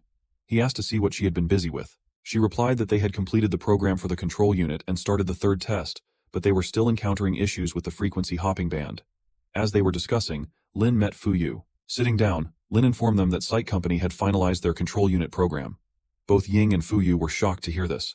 Lin speculated that Psyche might have employed Chu, whom Lin had fired. Ying reassured him, stating that Chu's technology was weak and their program was superior to Chu's. Lin raised his voice, criticizing her for being naive and not considering market timing or applying for a patent. He suggested they apply for a patent before others announced their programs. Lin asked if she still thought they had the initiative, pointing out that others might have already applied for patents and they would be left behind. Ying was stunned by this realization. Fuyu bowed his head and admitted his mistake, asking to be fired. Lin asked Fuyu not to be devastated. Despite Fuyu accepting responsibility for the weakness that caused the loophole, Lin urged him to forget about it and focus on moving forward with their work. They both sat down to code, and Lin mentioned that Site Company had stolen their technology results. However, he emphasized that their version was original and needed improvement, and they could surpass Psyche rather than doing nothing. They both felt optimistic, and Lin began coding. 12 hours later, Lin remarked that coding was exhausting. He finished coding, but the lithography technology couldn't execute the program, so they needed 2 more Dutch lithography machines. Fuyu said he would contact someone to arrange that. Lin asked Ying to organize a team to quickly develop a new mobile phone system, aiming for an operating system better than the iOS. She agreed, and Lin mentioned they could end the era of foreign chip monopolies and usher in a new future. Fuyu commented that the future lay in talented hands. Lin came to his car and received an order to buy an original pair charger. After an hour, he arrived to deliver the order and told Huai that it was his order, totaling $96. Huai asked why it was so expensive when the pair store was offering a 50% discount that day. Lin checked and informed him that the discount had ended the previous day. Huai blamed Lin, accusing him of trying to profit from the price difference. Lin replied that he had the invoice to prove he hadn't cheated. A woman came out from inside and told Huai not to embarrass the delivery boy. Huai handed the charger to her and asked her to take care of it since he wouldn't be there that night due to his night duty. As Lin was leaving, Huai asked him to take 2 garbage bags as well. Lin replied that it wasn't his job to do so. Huai threatened to complain to the company about Lin if he didn't take the bags. Lin still refused and told Huai to do whatever he wanted. Lin ignored that man and came downstairs, where he found a delivery man struggling to carry a very heavy table alone. Lin offered to help him. The man thanked him and joked about not knowing if he was a delivery boy or a garbage collector. Lin asked why he accepted such tasks. The man explained that if he didn't, customers might not give him a 5-star rating, which would affect his job. Lin admired his dedication. Lin confessed he started out the same way. Just then, Huai arrived and threatened to report Lin. Lin called him an idiot and told him to do as he pleased. Huai got angry at being insulted and boasted about his wealth, even suggesting he could have Lin fired with a single phone call. Lin scoffed at his cheap tactics and Huai showed off his sports car. Huai was shocked that Lin did such work. Lin explained it was to understand life and asked where Huai worked. Huai was defensive, asking what was wrong. Lin warned him that mistreating people would eventually backfire. Then Lin left, leaving Huai to regret his actions and vow not to repeat them. Lin received a new order, feeling that it might also go awry. He arrived at Dinghui Zhonghai City Apartments, knocked on the door, and found Qing there. She asked why he was doing errands. Lin requested to leave, then handed her something, asking for $6. She scoffed, suggesting he might lose all his money in such a business and end up doing odd jobs. Lin replied sharply that it wasn't her place to judge and asked for payment. She questioned if he was in such dire straits that he needed money and how he could engage in business while being poor. She dropped the medicine, declaring she no longer wanted it and demanding a refund. Lin was taken aback by her reaction. He picked up the money and started to leave. Ching asked him to wait and take his photo. Lin asked for the reason. She explained she wanted to film the former top student's downfall and send it to their classmates. Just then, Feng arrived and asked what was happening. Seeing Lin there, he questioned why Lin was there. Ching claimed Lin, once her classmate suffering from poverty, was now an errand boy. Feng pushed her, warning her not to speak ill of Lin again. Ching insisted that Lin was no match for Feng. Feng revealed that Lin was simply experiencing life and didn't deserve ridicule. Ching was confused by Feng's defense. Feng apologized to Lin on Ching's behalf. Lin gave Feng the medicine and told Ching to stay away from him, also requesting a 5-star rating. Feng agreed. As Lin returned downstairs, he found a 5-star rating for the delivery. Feng, still angry, made Ching take all the medicines she had dismissed. Lin wondered if he continued working like this, he could finish the job by the next day. Ji-Ching called him and asked if he was free to come over and cook at her house. He agreed and offered to pick her up. She refused, suggesting they meet at the supermarket in the plaza because she needed to buy ingredients. He agreed to wait for her there. When he arrived, she informed him that Lin was a VIP at the new supermarket, so they might get an extra discount. He agreed, and as they entered, she began filling the cart with items. He asked if they hadn't come just for ingredients. She acknowledged this and explained that desserts put women in a good mood. He then suggested they also buy the necessary ingredients. As she stood close to him, he jokingly told her not to put him in a good mood. She playfully told him not to be like that. After that, they bought some of the ingredients, and with the cart full, Lin said it would be enough as there was no more space. Ji-Ching insisted on getting some beer and asked Lin to cook the dish he made last time because it was so good. Pan called her, claiming to be a scout and offering her a chance to become a star in the entertainment industry. Lin intervened, stating that Ji-Ching wasn't interested and suggested Pan ask the lady selling fish instead. Pan noticed a plump girl selling fish and joked that Ji-Ching seemed interested. He then boasted about his achievements, claiming Ji-Ching could earn 100 million annually. Ji-Ching was tempted by the offer. Pan advised Lin not to hold back his girlfriend if she was interested. Lin agreed, but said she'd have to wait 15 years. Pan didn't understand what Lin meant. Lin showed his account with 1.5 billion and said he could support her for 15 years, leaving it up to Pan whether he wanted to wait until then. Pan was shocked to see so much money. Lin suggested they meet again in 15 years if Pan was still working there. Pan apologized and asked Lin not to take it seriously before leaving. Ji-Ching asked Lin to deposit 100 million first. He agreed but conditioned it on reviewing her project that night when they got back home. As he got closer to her, she asked him to wait while she waited at home. He suggested they engage in a 300-round game. The scene shifted to Yunshui Villa, where they both arrived. Lin asked if her parents were truly absent. She confirmed they were. He sat down and mentioned they had been interrupted many times there. Then he proposed starting tant. He took her hand, and she observed how he managed it. He turned her around to lie on his lap. She asked him to feed her grapes, but Lin placed them on her body and ate them with his mouth. She commented that it was getting messy, but he replied that it felt creamy. After all that, she handed him the file and offered to support him with $10 million. He acknowledged that it would be sufficient. She asked him to arrange a meeting with the foundation's manager at her office at 12 o'clock the next day. He tossed the file aside, telling her to do as she pleased. He suggested they start the 300-round game again. The next day, he dropped her off at the office, and she reminded him not to forget about the meeting. He agreed, and as he left, he received an order but was called to the same location. Lin felt uneasy, and after a while, he arrived. A man was there with 5 errand boys, and Lin wondered if the man wanted to move a car. The man was live streaming and claimed the car was stuck in a ditch, flaunting his wealth by calling 6 more errand boys for help. Lin remarked that this was shameless behavior. The man pointed out that Lin was the last one and promised them all a 5-star rating for helping. Lin argued that 6 wouldn't be enough and suggested the man call more. The man insisted they were all errand boys, using it as an excuse. Lin turned away, telling them to do whatever they could. The man announced to his viewers that the boy would remain an errand boy for another 10 years. Lin got into his car and revved the engine. Hearing this, the man assumed it was a supercar approaching, showing it off to his viewers and boasting that he would soon have a car like that too. However, when he saw Lin driving the car, he was shocked. Lin pondered on the mindset of wealthy men and doubted the man would remain rich for his whole life. The viewers watched this unfold, and as Lin left, some people began unsubscribing from the man's channel. Lin arrived at Ji-Ching's office and noted it was already time for their meeting, but the other party hadn't arrived yet. She gestured for him to look behind him. As he turned, he saw ingredients laid out like a small kitchen. He remarked that he had already cooked for her the night before, but she still wanted him to cook again. She grabbed his hand and reminded him that she had promised to cook delicious food for him once she learned how. He asked if she was serious. Lin cooked the food and served it. Ji-Ching complimented him just by looking at it. Someone knocked on the door, so Ji-Ching invited them in. It was Yuan and Qi Xian. Jiqing mentioned the meeting was scheduled for 2 p.m., so why had they arrived early? Yuan replied that they didn't want to be late. He commented that Jiqing had a talented cook, but Lin didn't seem like a cook, so he asked if Lin was the new secretary. Jiqing was about to introduce Lin, but he signaled her not to. Instead, Lin introduced Qi Xian, praising her superb business skills.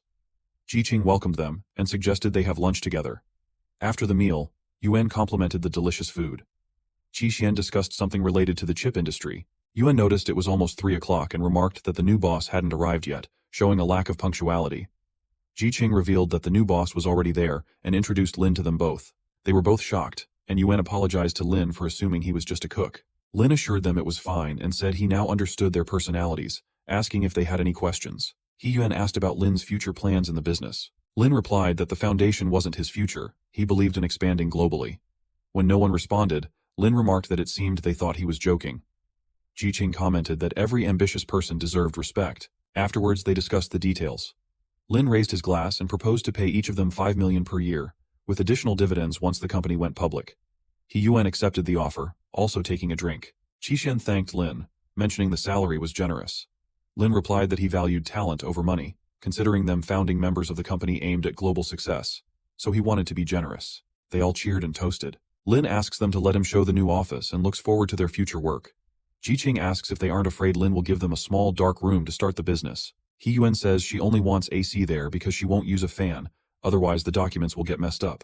They arrive at Lingyun Towers, and Yuan asks if Lin rented an office in the Twin Towers among all those high-end buildings. Lin reveals that he bought the Twin Towers. They are shocked, and Yuan suggests herself as his secretary, promising to be modern as well. Jiqing asks them not to say anything about her. Lin leaves the work to them and reveals there are $500 million in the account, so they should make decisions, and he heads off to work. Teasingly, Yuan asks if Lin works to cook for the pretty CEOs. Lin denies it, revealing he used to work as a delivery man. They are shocked to hear this. Jiqing says it's enough and that Lin is different from other wealthy people. As they were leaving, Yuan and Qi Xian began discussing how to arrange things to run smoothly there. Lin asked Jiqing if she planned to join Chaoyang Group. She replied that it depended on whether he had the capacity to make such a purchase. Getting close to her, he asked if she had any directions for future development or anything in mind. Lin replied that he believed in big data. She asked if that was what he wanted. He replied that what he wanted wasn't so easy to obtain. She suggested he start directly as an investor to establish an investment company. He remarked that she had been very smart recently. She asked him to take advantage of Yuan. He reassured her not to worry because he had already planned for that. Then he asked Jiqing if she would be willing to change her job and become his secretary. She pushed him away by refusing and asked him to leave her company because she had a lot of work to do. He agreed with her. The scene shifts to Zhonghai Airport, where Lin was inspecting a car brought by Tian. He checked that it had received 10 5-star ratings. The girl appeared and revealed that he would be rewarded with a lucky card that would bring him luck. Lin had been waiting there for Sung, and finally they met after a long time. Sung hugged him emotionally. Zhao asked them not to do silly things at the airport as it was embarrassing. Sung was eager to kiss Lin. Lin asked him to calm down, lest Zhao think Sung was acting strangely. Sung introduced Yue to Lin, who suggested they go for a meal. Zhao said she didn't eat food from stalls due to hygiene concerns. Sung revealed they always ate at stalls during their college days. Zhao mentioned there was a dragon mansion opened in Zhonghai and suggested they go there. Sung asked why they had to go to such an expensive place if there were no other guests. She added that Lin hadn't brought any gifts for their first meeting, so he should treat them there. She also mentioned hearing that Lin was working in a real estate company and earning a lot. Lin replied that he had left that job and was currently working as a delivery man, so he could afford to treat them to a meal in the cafeteria. They were shocked to hear this, and Sung asked Lin to come with him and he would find him a job. Lin declined the offer. After that, they reached the parking area where Zhao met her brother, who revealed he was taking pictures with the Bentley there and didn't expect to see them in the parking area. Lin and Sung were shocked by Zhao's family's wealth. The boy asked Zhao if she had brought the car, and their mother invited her to come and have a meal. Sung mentioned that Zhao hadn't found a job yet, and it was difficult to survive with only Sung's salary. The boy showed off that he had bought a top-level Magatan after working for 2 years. Just then, Lin asked if the car was really that important. He could give his car to Sung. They were shocked to see that the Bentley belonged to Lin. Sung asked if the Bentley really belonged to Lin. Zhao asked if it was true. But how could Lin, an errand boy, have such a car? Sung had no idea about this. Zhao suggested they all grab a meal together, but Lin replied that he was going to a food stall where she didn't want to go. Zhao's brother offered to treat them to a meal to celebrate becoming friends. Sung also asked Lin to join them for a meal. Lin invited them to get into his car. They all sat down, and Zhao's brother gestured for Sung to sit in the back. Lin didn't find this arrangement comfortable. Zhao started taking pictures because the car's interior was so nice. Zhao's brother mentioned that it was a luxury car, not affordable to everyone. He asked Lin to exchange contacts as they were now friends, and also asked to borrow the car for his friend's wedding. Lin didn't consider him a friend yet. Zhao told her brother to ask Sung since Lin intended to give the car as a gift to Sung. Sung refused to accept such an expensive gift. Zhao became angry upon hearing this. They reached Zhonghai Food Street where Lin took them to a restaurant he used to frequent with Sung during college. Sung asked Zhao to order something, but she declined. Lin ordered tasty barbecue for them. The server agreed and brought their food. Sung thanked her and said he wanted to talk with Lin. Lin suggested Sung come over to his place to stay the night, where they could have plenty of time to chat. Sung reassured him that the company would provide accommodation, so there was no need to worry. Zhao agreed that Lin's suggestion was good, and Sung should go there, while she would head home to find some invoices for the company to pay and earn money. Sung declined, saying Lin had his girlfriend to consider, and he didn't want to impose. Lin replied that he had broken up and now lived alone. He promised to have food and wine sent over for a second round of talks. A man arrived on a bike and asked if they needed a ride. Lin inquired about Juzhou homes. Zhao and her brother realized it was a luxurious community. After the meal, they walked, and Zhao's brother suggested she find a way to get in somehow. She replied ambiguously, hinting at a plan. Except for Lin, they all got into the car, and Lin asked where he would sit. Zhao's brother stepped out to make room. Lin informed Zhao that he was going home with Sung, while she would head to her own home. She expressed concern about Sung being quite drunk, and asked if he wanted her to accompany him. Lin agreed to take her along. Half an hour later, they arrived at his mansion, leaving Sung and Zhao shocked by its grandeur. Sung remarked that it seemed like an expensive house. Lin casually mentioned that it was worth about $1 billion. They were astonished to hear that. A man welcomed Lin and informed him that the barbecue ingredients had arrived. Lin instructed them to bring everything inside, and invited Sung and Zhao to join him for a second round. Sung agreed, and then Lin went to get some wine. Zhao asked if Lin was a low-profile billionaire. Sung replied that he didn't know because Lin had always been normal during their college days. Zhao encouraged Sung to get closer to Lin and accept the car he was offering. Lin became upset, stating that he wouldn't accept such an expensive gift because he was Sung's friend, not his father. Sung told him to head inside, ending the conversation. Zhao decided to take care of Lin herself. They both sat down to have their meal. Zhao excused herself to go to the restroom, but instead, she went to Lin and said she wanted to talk to him, asking if he was single. Lin felt she was acting strangely and showed her a photo of himself with his girlfriend, the CEO of Chaoyang Group, who was worth over $1 billion. He asked if Zhao knew any better girls to introduce to him. Zhao was shocked to hear this, and then confessed that she had fallen in love with him since they first met and wanted to be in a relationship with him. He was shocked by what she was saying. She suddenly began taking off her clothes, and he was taken aback by her actions without any explanation. Lin told Zhao that her behavior was unacceptable to him and that she didn't deserve Sung either, asking her to leave. Angered, she threatened to make him regret his decision. Lin asked why he would regret it. Suddenly she cried out for help, and when Sung arrived, she claimed she had come for the restroom but that Lin had tried to harm her. Sung refused to believe it, knowing Lin wasn't capable of such behavior. Zhao asked why Sung wasn't taking her side, accusing Lin of wrongdoing and demanding $1 billion. Sung intervened, telling Zhao that enough was enough. Lin questioned why she was demanding such a large sum for her body, and she threatened to ruin his reputation by posting about it on social media. Lin denied touching her and pointed out the security system in his house. Zhao pleaded with Sung to support her, but he walked away, leaving her hurt and asking if he no longer loved her. Sung, furious, berated her for her shamelessness. Lin instructed Zhao to leave, and she hurried out. Lin apologized to Sung for that. Sung replied that Lin didn't have to apologize, but Sung would thank Lin for letting him know about Zhao's character. Lin suggested they talk about something else. They sat down to eat, and Sung encouraged Lin to ask questions. Lin asked how much Sung knew about Psych. Sung replied that the hike had made a breakthrough in the terminal program for chips, and he needed to win that project.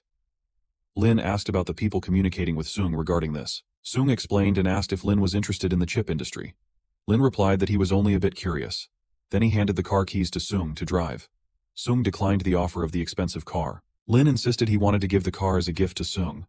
Sung replied that even though Lin wanted to help him, Sung would continue to work hard, and it wasn't too late for Lin to support him if Sung couldn't bear it anymore. Lin said Sung was a good friend and suggested they have a drink. The next morning, Lin discovered that Sung had already left for work after preparing breakfast for him. Lin received an order for ghostwriting but didn't understand what it entailed. He called the customer to confirm if she really wanted an essay ghostwritten, emphasizing the professional implications and potential impact on her graduation score if anything went wrong. She clarified that he needed to transcribe the essay into a computer within a limited time frame and urged him to come as soon as possible. Lin agreed and headed to his car. The scene shifted to Zhonghai Institute of Technology, where Ning stood with a bouquet to confess to Jin.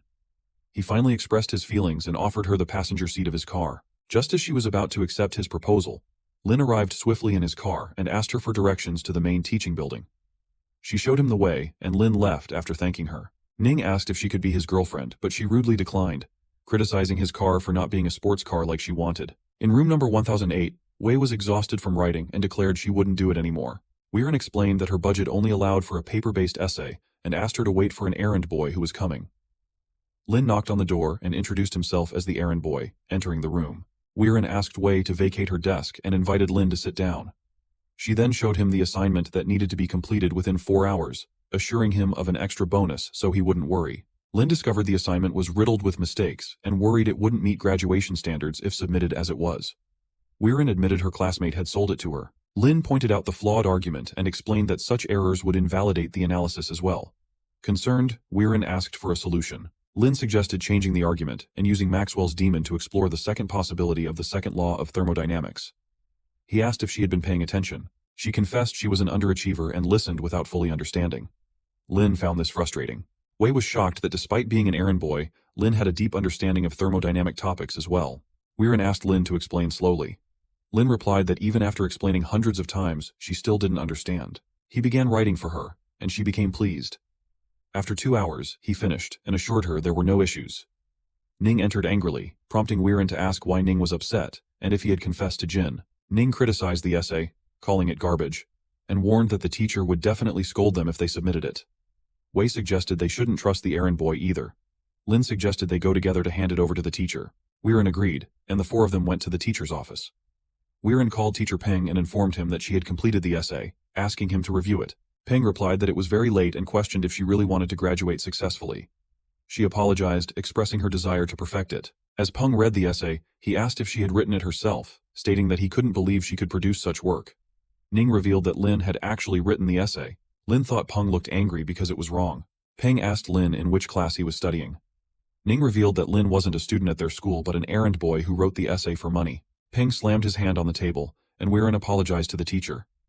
Peng then remarked that the essay was a masterpiece, and that only a few teachers could write at such a level. A female teacher asked if it was indeed a high-level essay. Peng agreed and invited her to read it herself. As she read, she commented on how impressive it was. Peng referred to Lin as a genius. Lin thanked them but mentioned that he hadn't written it seriously, so it wasn't his best effort. Ning thought Lin's lack of seriousness was pretentious. Peng handed his card to Lin, suggesting they stay in touch for future communication. Lin asked if he could leave, just as Weiren approached to ask for his contact information because she had doubts about physics. Lin left shortly after, and Ning became angry with Weiren, pointing out that even Lin, who was knowledgeable about physics, was still an errand boy. She also remarked that Lin was more handsome than Ning. Lin drove away in his car and received a call from Fuyu, who revealed problems with the machines they had already discussed depositing for. That morning, the man had disclosed issues with the Institute's international credit card, leading to his refusal of the order. It appeared someone was covertly trying to sabotage their subscription plan. Lin blamed Psyche for this and instructed Fuyu to leave, as he would handle the matter himself. He asked Fuyu to assist in developing a new system. Lin planned to confront the man responsible after finishing his current task. While at Juzhou Homes, he received an order to collect objects from the streets. Lin called the man to ask what needed to be picked up. The man said it was a bookshelf. Lin suggested hiring a large van because it was too big to carry alone. The man became angry and threatened to complain if Lin didn't come to pick it up. Lin hung up in frustration. Soon after, he found a message informing him that he had been temporarily suspended from his job. He met Sung, asking about the meeting. Sung explained they discussed a specific shipping plan and would sign the contract first, with goods delivered in a few days. After some conversation, Lin suggested they go eat something. Sung declined, saying he wanted to do something else. Lin mentioned the car keys were in the drawer and Sung could drive any of them. Sung refused and expressed interest in playing on the PS3. Lin agreed and asked if Sung wanted to drive the car and have fun with girls. Sung declined and started playing. Lin arrived at Lingyunan Tower, where he saw Heiyuan directing boys to place items as instructed. She noticed Lin had brought her good food and thanked him. He asked where Qi-Xian was. She replied that Qi-Xian was in the office upstairs and suggested they go meet him. Qi-Xian asked if there was a task for him. Lin explained that he wanted them to disguise themselves as clients to negotiate a deal with Psyche on Lin's behalf, aiming to purchase $150 million worth of terminal chips. Heiyuan questioned why they needed to engage in deception. Lin replied that it was to feign interest in a purchase, intending to teach the company a lesson for offending him. Qi-Xian expressed concern that thorough checks by others might expose Lin's plan. Lin inquired about Baba. Qishen asked why they should cooperate with Lin. Lin revealed that he owned 20% of Baba and would temporarily appoint them both as senior executives. They were astonished by this revelation. Lin handed over a spare key to his house, explaining that they would need a car to acquire necessary equipment for the business. When asked where his house was, Lin replied it was at Juzhou Homes, which surprised them again. Lin arrived at the commercial building and found many people gathered there for training. Fuan instructed everyone to follow her upstairs. She led them to a large room and introduced Shuang, the manager. Shuang became angry at Lin for not wearing the uniform. Lin retorted that he had come for a beauty contest, and even in uniform, Shuang couldn't match him. Duan, angered by Lin's remark, warned him to watch his words. Shuang instructed Lin to leave, and then demanded that everyone submit $500 each and reflect on their behavior for 3 hours. Only then would he lift their restrictions. They were all shocked to hear this demand. Shuang insisted they pay up or leave if they disagreed. Lin stood up to Shuang. Shuang argued they were following rules and suggested Lin didn't really want the job. Lin replied he didn't need that job, but had recorded the conversation and would upload it to the internet to expose the truth. Both Duan and Shuang were shocked by his threat. Shuang warned that he wouldn't let Lin leave until he deleted the recording. Lin replied that he had also recorded that conversation. Shuang became angry and asked Duan to call security and prevent Lin from leaving. Security quickly surrounded Lin. Just then, Yuan arrived and inquired about the situation, spotting Lin there. Shuang politely explained they were having a meeting, but Lin had secretly recorded it, so they insisted he delete the recording. Yuan instructed them to pack up and leave immediately. Duan agreed, adding that Lin was unfit to be an errand boy. Yuan then ordered both to leave, suspecting they were afraid of the recording. She instructed the guards to escort Duan and Shuang to the personnel department. As they were led away, Duan blamed everything on Shuang, much to the delight of the other errand boys. Yuan signaled Lin to meet in a separate room, asking him to spare her the trouble. Lin revealed he had restrictions, but had heard coming here would clarify things. Yan pointed out it was an easy task for her to handle, yet she hadn't resigned, questioning why Lin had come there himself. She asked if he would have fought with the guards if she hadn't come. He agreed, and asked to leave all those things behind. The scene shifted to the personnel department where Duan and Shuang looked exhausted. Yuan arrived, and Shuang asked if she had come to oversee their resignations. Yuan asked another lady if the procedure was completed. The lady replied that both of them needed to complete their work handover first. Yuan handed over her resignation letter as well, shocking them all. Shuang asked if she was leaving. Yuan confirmed and added that before resigning, she was also dismissing both of them. Then she left. It was a terrible day for Shuang and Duan. Yuan came outside to meet Lin and asked him to delete the recordings, as their superiors had promised to overlook that. Lin revealed that he hadn't recorded anything, but had fooled those two. Then he left to receive further orders. The task giver girl came to congratulate him, and he completed the task, earning 350 million. He was told he had finished the task and was asked to start a new job. Finding the new job easy, he decided to go to Lu's restaurant to have egg fried rice. Arriving there, he met Jing. Lu asked Lin to take a seat. Lin ordered egg fried rice and asked Jing about her exam preparations, inquiring which university she wanted to enter. She replied that she aimed for Fudan University. Lin asked what she liked the most, and she said she enjoyed studying medicine. Lu suggested she attend an art school to become a star, but she declined after Lin mentioned the entertainment industry. Lu served Lin his order, mentioning that Jing always listens to him, and it was time for Jing to register for the examination. Liu hadn't attended school, so she hoped Lin would help Jing. Lin agreed, telling them to call him any time. He promised that when Jing got admitted to college, he would gift her a smartphone and a laptop. Jing declined such expensive gifts. Just then, Lin's ex-girlfriend and her friend passed by. Cece asked what Lin was doing there. Her friend asked if Cece knew him. Cece replied that they had been in a relationship before, but had broken up. She sat next to Lin, grabbed his hand, and asked if fate had brought them together again. Lin denied it. Cece admitted her mistake, and asked to restart their relationship, assuring him it wasn't about his money, but because she truly loved him. Lin freed himself and asked if Cece shamelessly approached him because he was wealthy, then requested she leave him to finish his meal. Cece insisted she wasn't only concerned about his money. Lin then ordered her to clean the leftover items from another table. Cece rushed to take the cloth from Liu and volunteered to do the cleaning.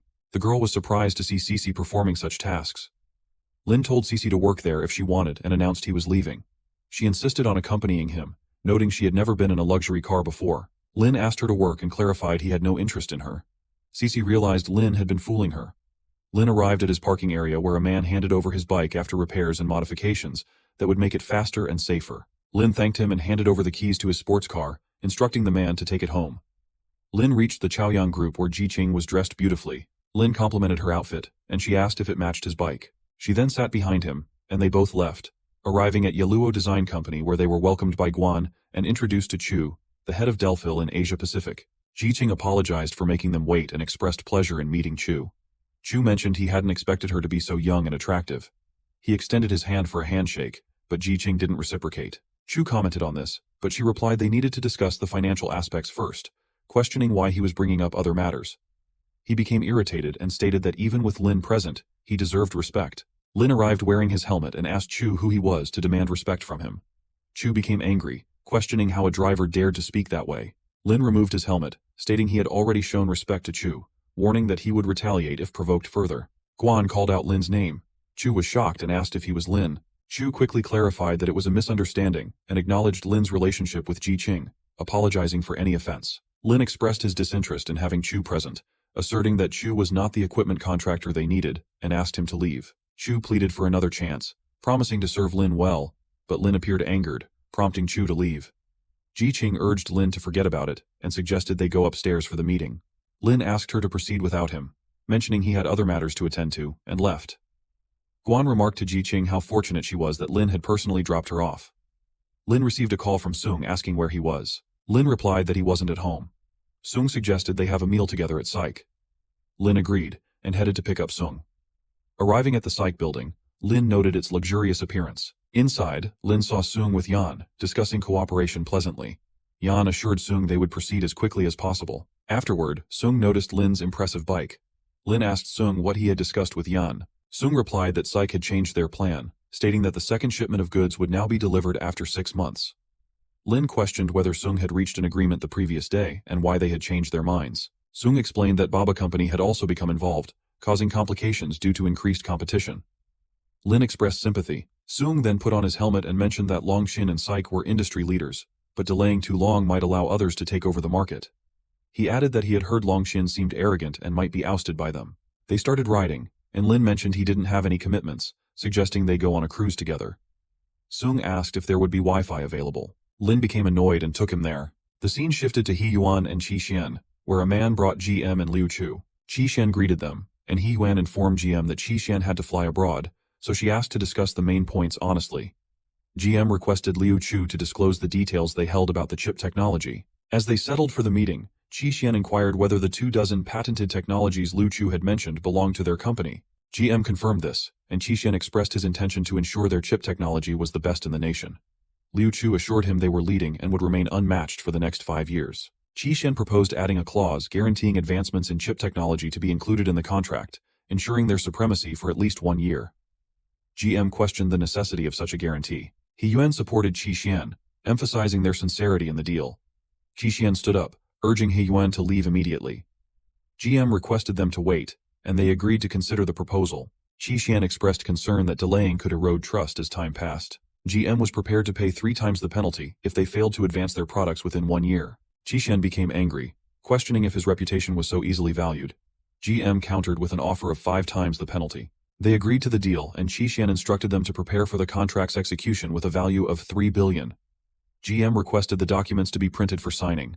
After signing, they finalized the professional deal. Qi Xian and He Yuan then left for Lingyun Towers, where He Yuan handed over the contract file to Lin, who signed it for 3 billion with the stipulation that the other party would pay 5 times that amount if breached. Lin approved and suggested treating Qi Xian to a good meal that night, courtesy of the company. He Yuan asked what they should do next. Qi Xian received a call from the other party, informing Lin that Psych had called and requested payment for the contract. He Yuan reported that GM had called and demanded an 80 million advance payment, speaking in a rough tone. He Yuan speculated that Psych still had doubts about the project. Lin decided they should proceed with the payment. He Yuan was shocked, reminding Lin they had agreed not to engage with them. Lin explained that given Psych's size, they might struggle to fulfill the 3 billion goods order, so he would pay the advance to build trust. He added that they would seek financing for the remaining 2.5 billion goods. He Yuan reluctantly agreed, acknowledging they had no other choice but to finance. Lin instructed He Yuan to keep a close watch on the financing process, emphasizing that their bonuses would depend on it, before leaving for lunch. On his way, Lin accidentally collided with a woman on a bike, causing her to fall. She questioned his driving, but Lin defended himself, stating he had stopped at a red light and it was her responsibility. The woman became angry and demanded compensation. Lin was surprised by her request. Traffic police arrived and asked for an explanation. The elderly woman claimed Lin had hit her and requested compensation for her expenses. The traffic police were shocked to see Lin's superbike, and informed the elderly woman that Lin had evidence showing it was her fault. Despite this, she insisted that Lin had hurt her and was responsible, threatening to file a complaint against him. The traffic police reiterated that she needed to compensate Lin, noting that Lin's bike was worth over $6 million, and the repair costs were estimated at $300,000. The woman was taken aback and called her wealthy son for help. After 20 minutes, her son arrived and checked if she was all right. Upon seeing Lin, he was surprised and introduced himself as Shui, an experimenter at Longxin Institute. He apologized to Lin on behalf of his mother. His mother was also shocked upon realizing who Lin was. The police asked if they knew each other, offering to handle the matter privately or legally. Lin chose to resolve it privately and told Shui he would cover his mother's medical expenses, offering $15,000 for her checkup. After settling the matter, they parted ways. Lin reflected on Shui, noting that despite being a researcher, he owned a $1 million luxury car, and his mother had attempted to extort money through false injury claims. It seemed Shui was quite ambitious and willing to take risks. Lin arrived at a restaurant for lunch and met Ying and Fuyu there. Lin asked how their work was progressing. Fuyu replied that the other party wasn't willing to cooperate with them. As they started lunch, Lin suggested they should create their own machines. They were both shocked to hear this. Lin asked them to order something as well. Ying asked if Lin was serious about planning to make machines, as it was such a big project. Lin replied that it was only a matter of time, and he would manage to make it happen. Fuyu took a sip of his drink, outlining their plan on which they would do their best. Afterward, Lin decided to allocate $150 million and asked if they knew Shui. Fuyu agreed and mentioned that Shui liked to play cards too much. Ying revealed that Shui had gone gambling and earned a lot. Lin thought of gaining more knowledge about Shui, then got up to leave. Lin arrived at Lingyun Group, where he saw He Yuan and Jiqing together. He asked the reason for that. Jiqing asked if she wasn't welcome there, and if she should take her leave. He Yuan asked if Lin was worried that Jiqing would check up on him when she arrived and teased Jiqing. Jiqing asked them to stop joking. She explained that He Yuan wanted to establish a company and had come to seek advice. Lin appreciated Jiqing and suggested they serve her dinner. Afterward, Lin sat down and asked He Yuan about the progress with the foundation. He Yuan replied that they were in the initial stages of establishment, recruiting staff, and preparing to register the investment company. Jiqing asked He Yuan not to disclose Lin's information after obtaining the license. He Yuan understood that Jiqing wanted to keep Lin's involvement private. Jiqing explained that maintaining a low profile until they were established was the best approach. Lin thought that anonymity was a good choice for him. Lin received a call from Guo, who asked him to bring a piano for her son, as Lin had played it before. Lin recognized her and asked why she was calling him. Guo explained that they had a music performance scheduled the same day, but a student fell ill, so she asked Lin to take the student's place. The scene shifted to Zhonghai School of Music, where Yix seemed worried that Jing wouldn't be able to perform. She asked what they should do. Guo reassured her not to worry, and mentioned that she had invited someone to fill that spot. Yix commented that Guo was being reckless. Guo explained that there was always someone better available. Yix asked her to bring that person to the theater as soon as possible. Xu Shuang arrived and noted that Guo had obtained her professional degree only 2 years before her. She expressed surprise that Guo would ask an amateur to fill in. Xu Shuang then showed off her husband's car and asked Guo if she wanted a ride. Suddenly, Lin arrived in his sports car and invited Guo to join him. Guo countered Xu Shuang's words and got into Lin's car, mentioning that she didn't know he had that car.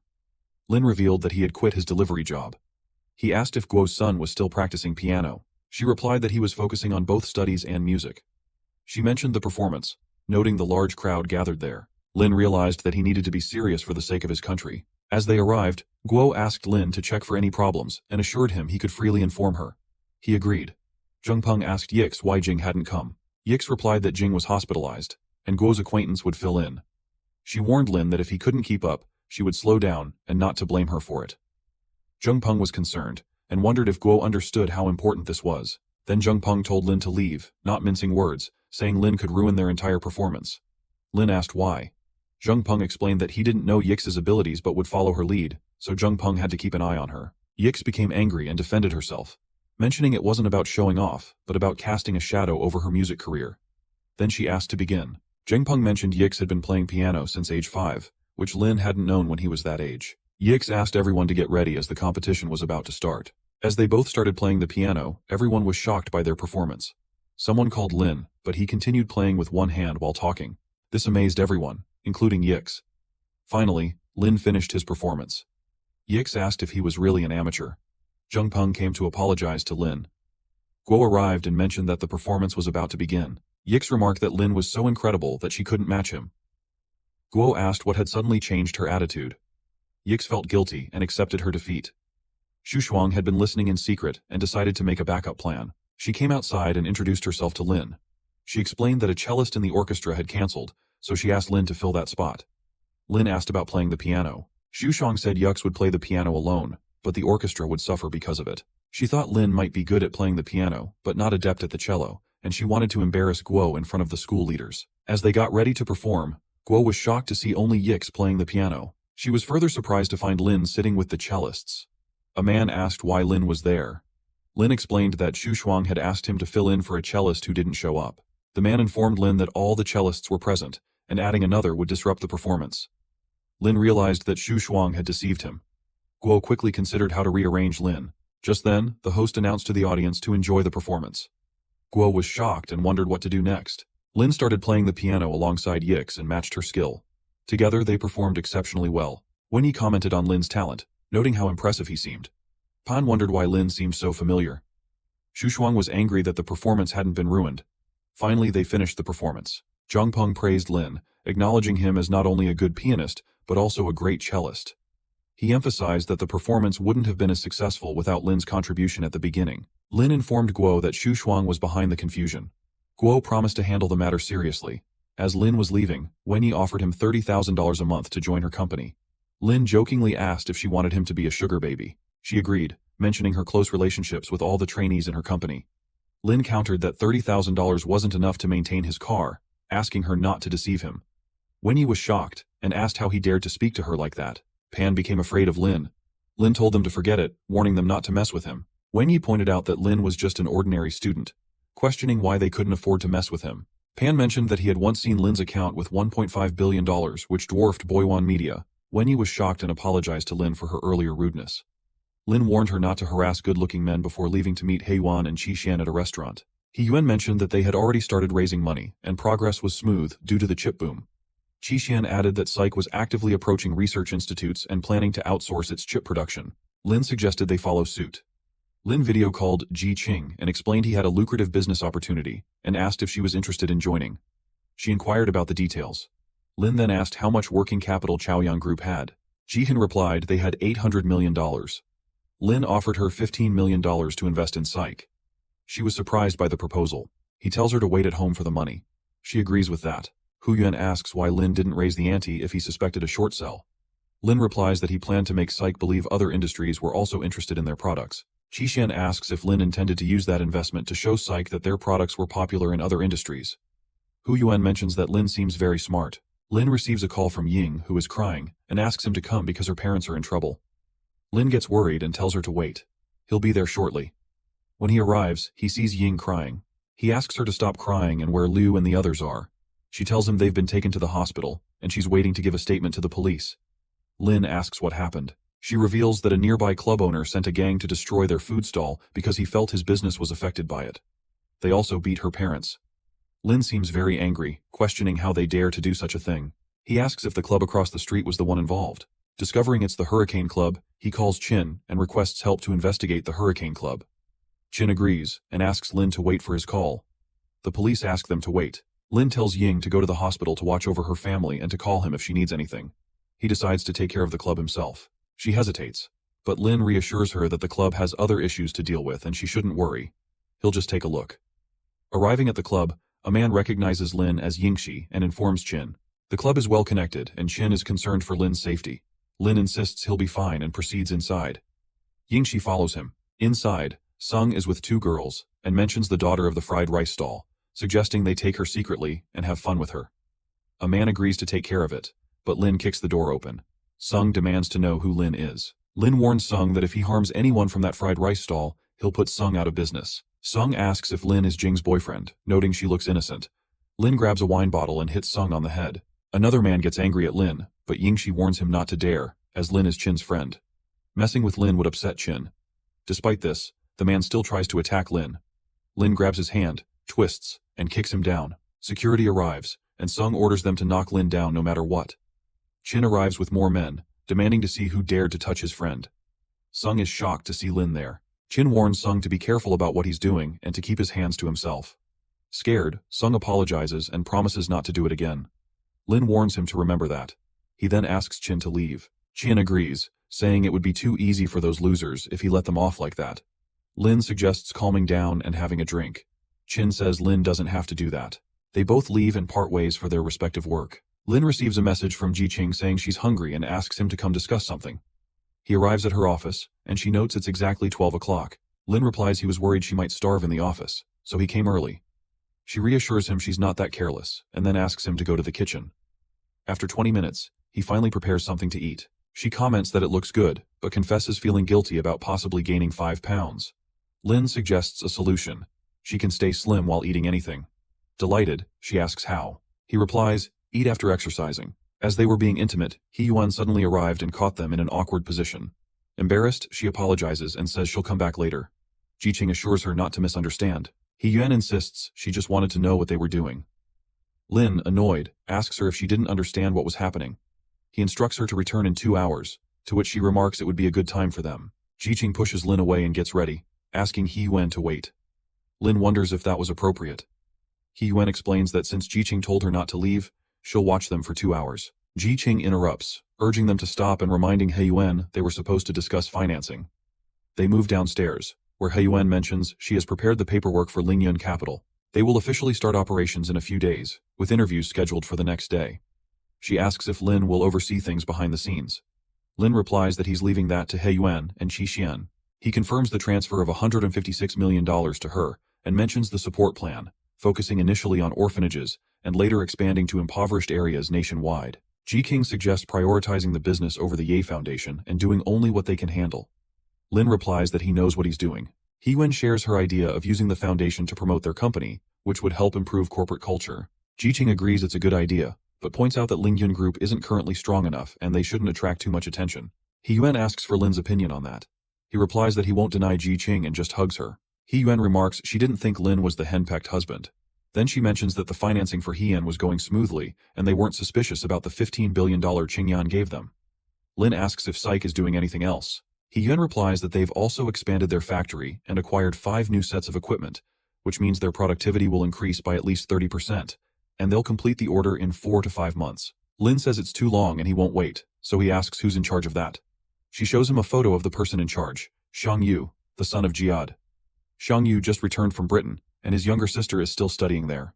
Lin remarks that He-yuan is wasted as a CFO and should be a detective. She says they always need to know about their enemies. She mentions that experts believe Psyche's chip technology is top-notch in the country, so compensation might not be realized. Ji-king suggested not dealing with Psyche because they were in the technology field, and Lin had nothing to do with that. Lin asked her to wait on that. He-yuan asked in which field Lin was willing to invest. He suggested focusing on technology and trying angel investment, assuring her there was no need to fear losing money. She agreed, and began preparing everything. Ji-king then asked Lin to come see her new dress. He agreed, and asked if she had an event to attend. She mentioned a charity dinner the next day with many influential people attending, inviting him to join. They arrived at Miss Exclusive where she tried on the dress. A lady told Ji-ching they would tailor it as requested. She asked Lin to wait and mentioned buying him a suit later, which he agreed to. She showed him the dress and asked how it looked. He complimented her, saying she looked very pretty.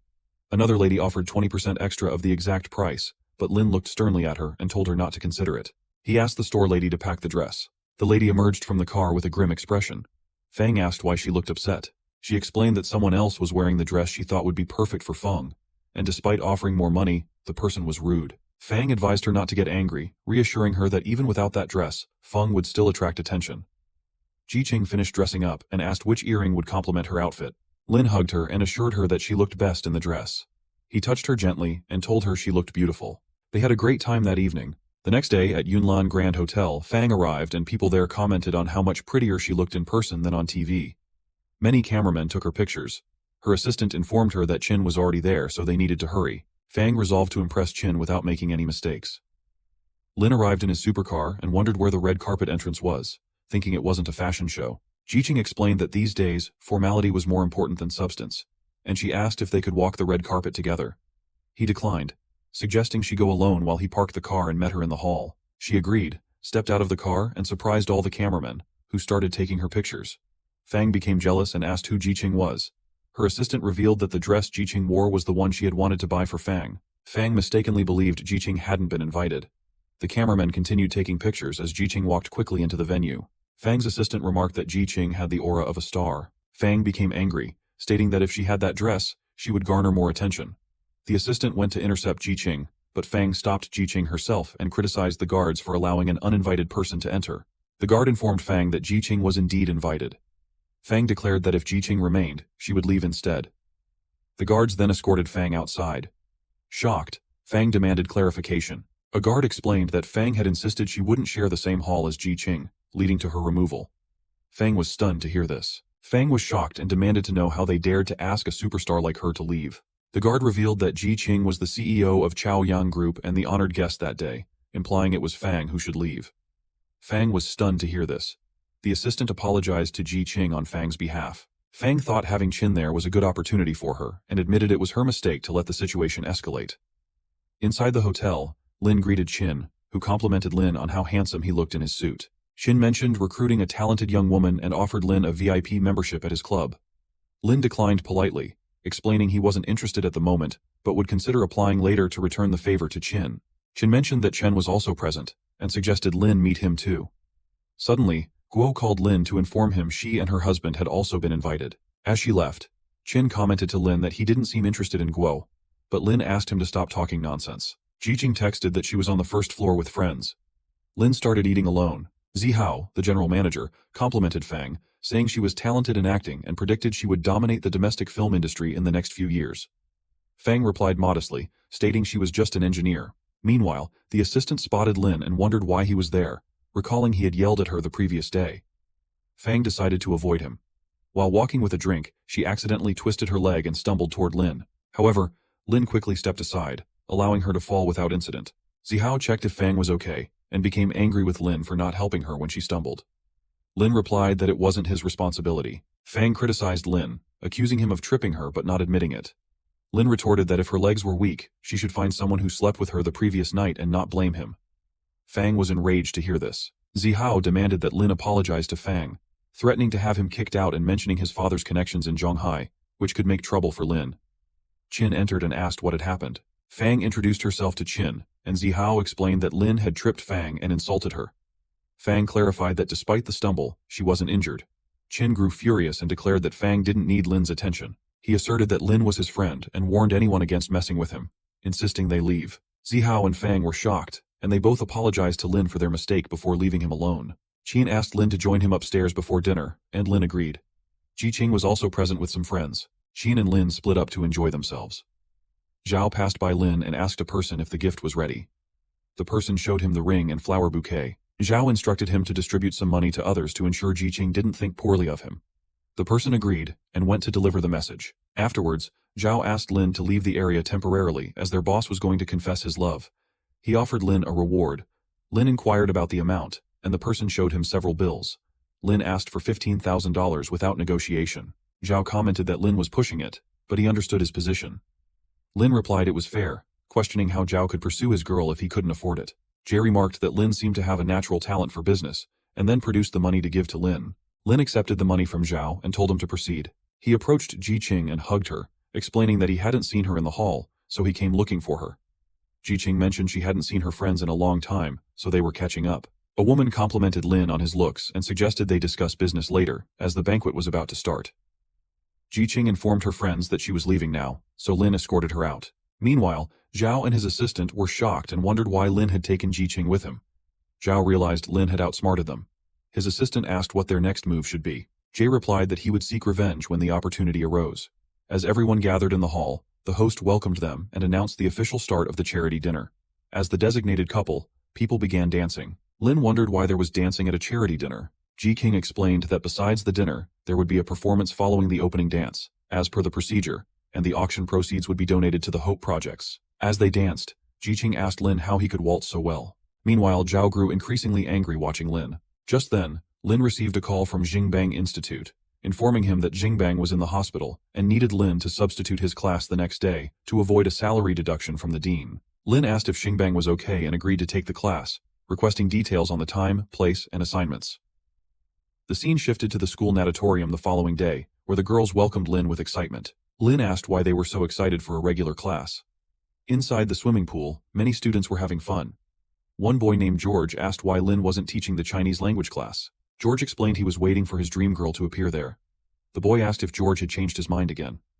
Lin arrived with some students and noticed the boys in the pool. He wondered what was going on, and reminded them that according to school regulations, they should be wearing uniform swimsuits. Lin asked why they were there.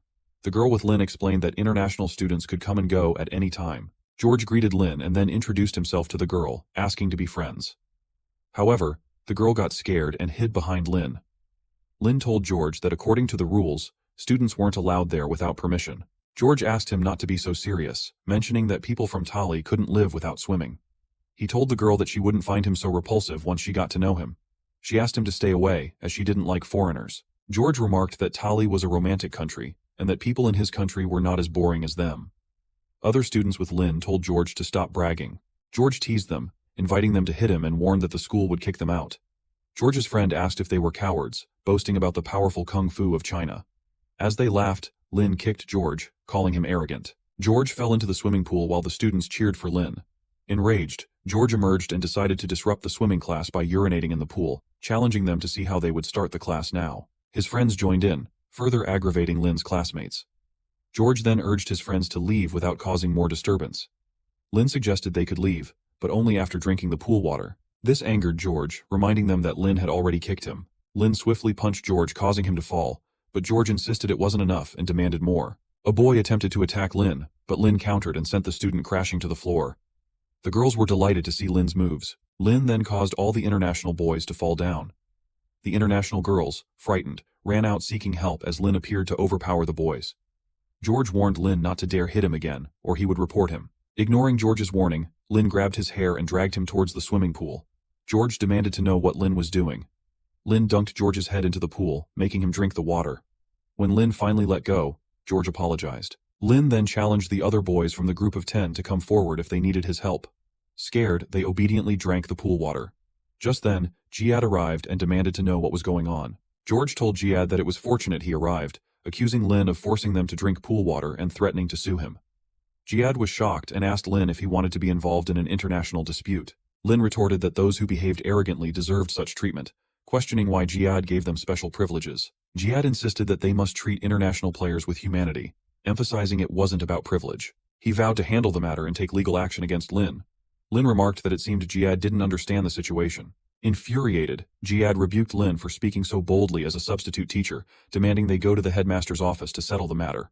Lin agreed, stating he also wanted to speak with the headmaster. Upon reaching the office, Jihad accused Lin of bad behavior towards the international students and urged legal action.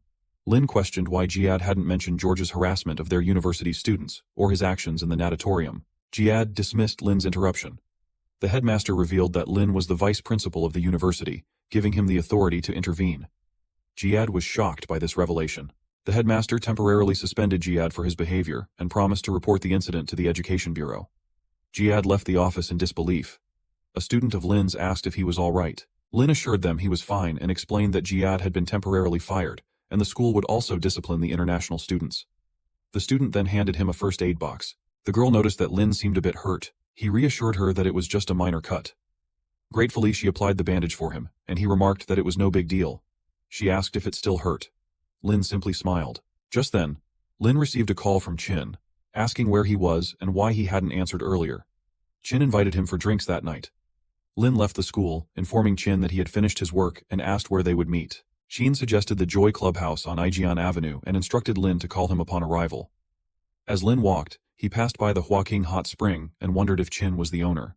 Lin remembered he had promised to apply for membership there before. A lady approached him and asked if he was alone. Lin confirmed and mentioned his intention to sign up for membership. The lady inquired which type of membership card he was interested in, explaining an option that offered an additional $15 for every $150 deposited. Lin asked for the best membership card available. The lady informed him that the top-tier membership card cost $28,200. Lin surprised them all by purchasing 2 cards. The girl thought Lin must be a close friend of Chin's to be so generous. Lin arrived at the Joy Clubhouse where a man escorted him inside. Upon entering a room filled with music, a girl in a bunny dress spotted him and joyfully exclaimed that they had been waiting for him. Chin introduced Lin to his 2 friends, Jin and Gao. Lin shook hands with them and agreed to join them for drinks later.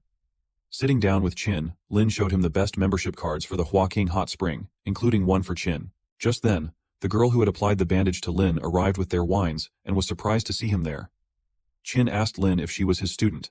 Lin explained that she was a student he had met at Zhonghai Normal University. The girl felt a bit out of place in her bunny dress at such a venue, Chin invited the girl to join them and assured her not to worry, offering her $1,500 per glass of wine she drank.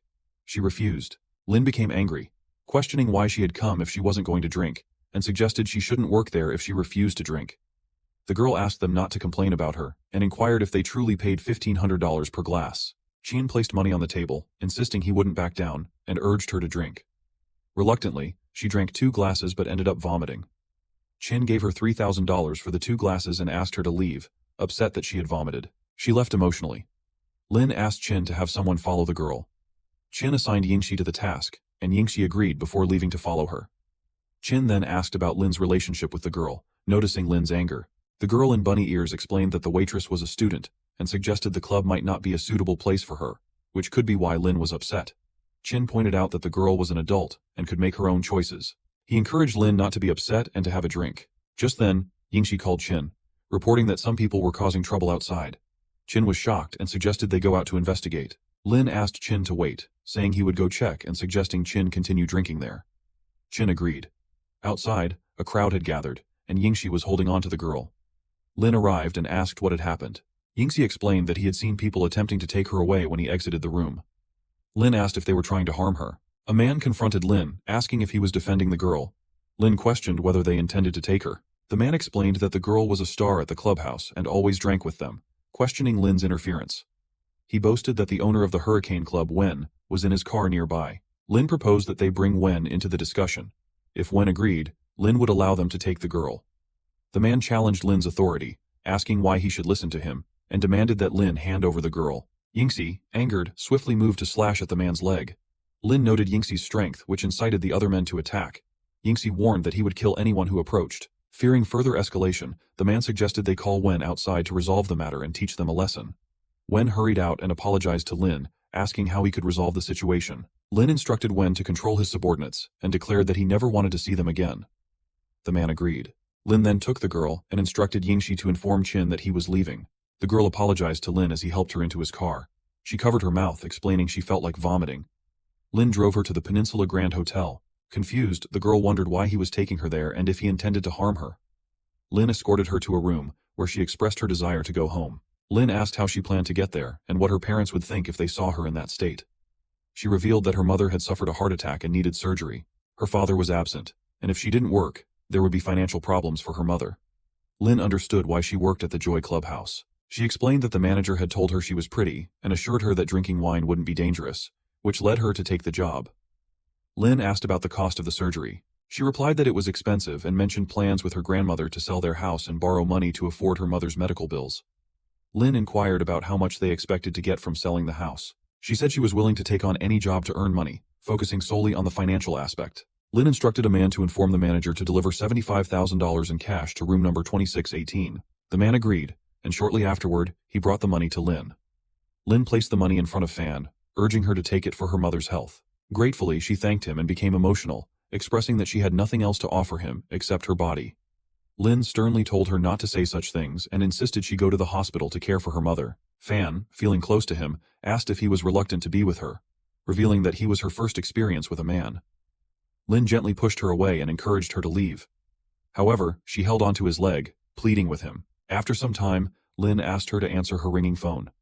She picked up and heard her grandmother urgently asking her to come home because her uncle and aunt had arrived. Fan was shocked and wondered why they had come, reassuring her grandmother that she would be there soon. Lin offered to drive her home, and she gratefully accepted. Lin drove to Bright Community and asked Ran to go upstairs, assuring her not to worry about her mother because he had arranged for the hospital to take care of her. Gratefully, she thanked him and promised to repay him after sorting out her family affairs. They entered her apartment together. Inside, a woman asked if Lin was Ran's boyfriend and complimented him. Ran clarified that Lin was her teacher, dispelling any misunderstanding. A man then demanded $750 from Ran, while another uncle insisted on repayment of $600. Ran was shocked, explaining she had borrowed $450 and questioning why the amount had increased. They angrily insisted she pay interest. Lin intervened, stating they were being unfair. He reminded them that Ran's father had provided them with a lot of money when he was alive. Questioning their treatment of Ran and her mother,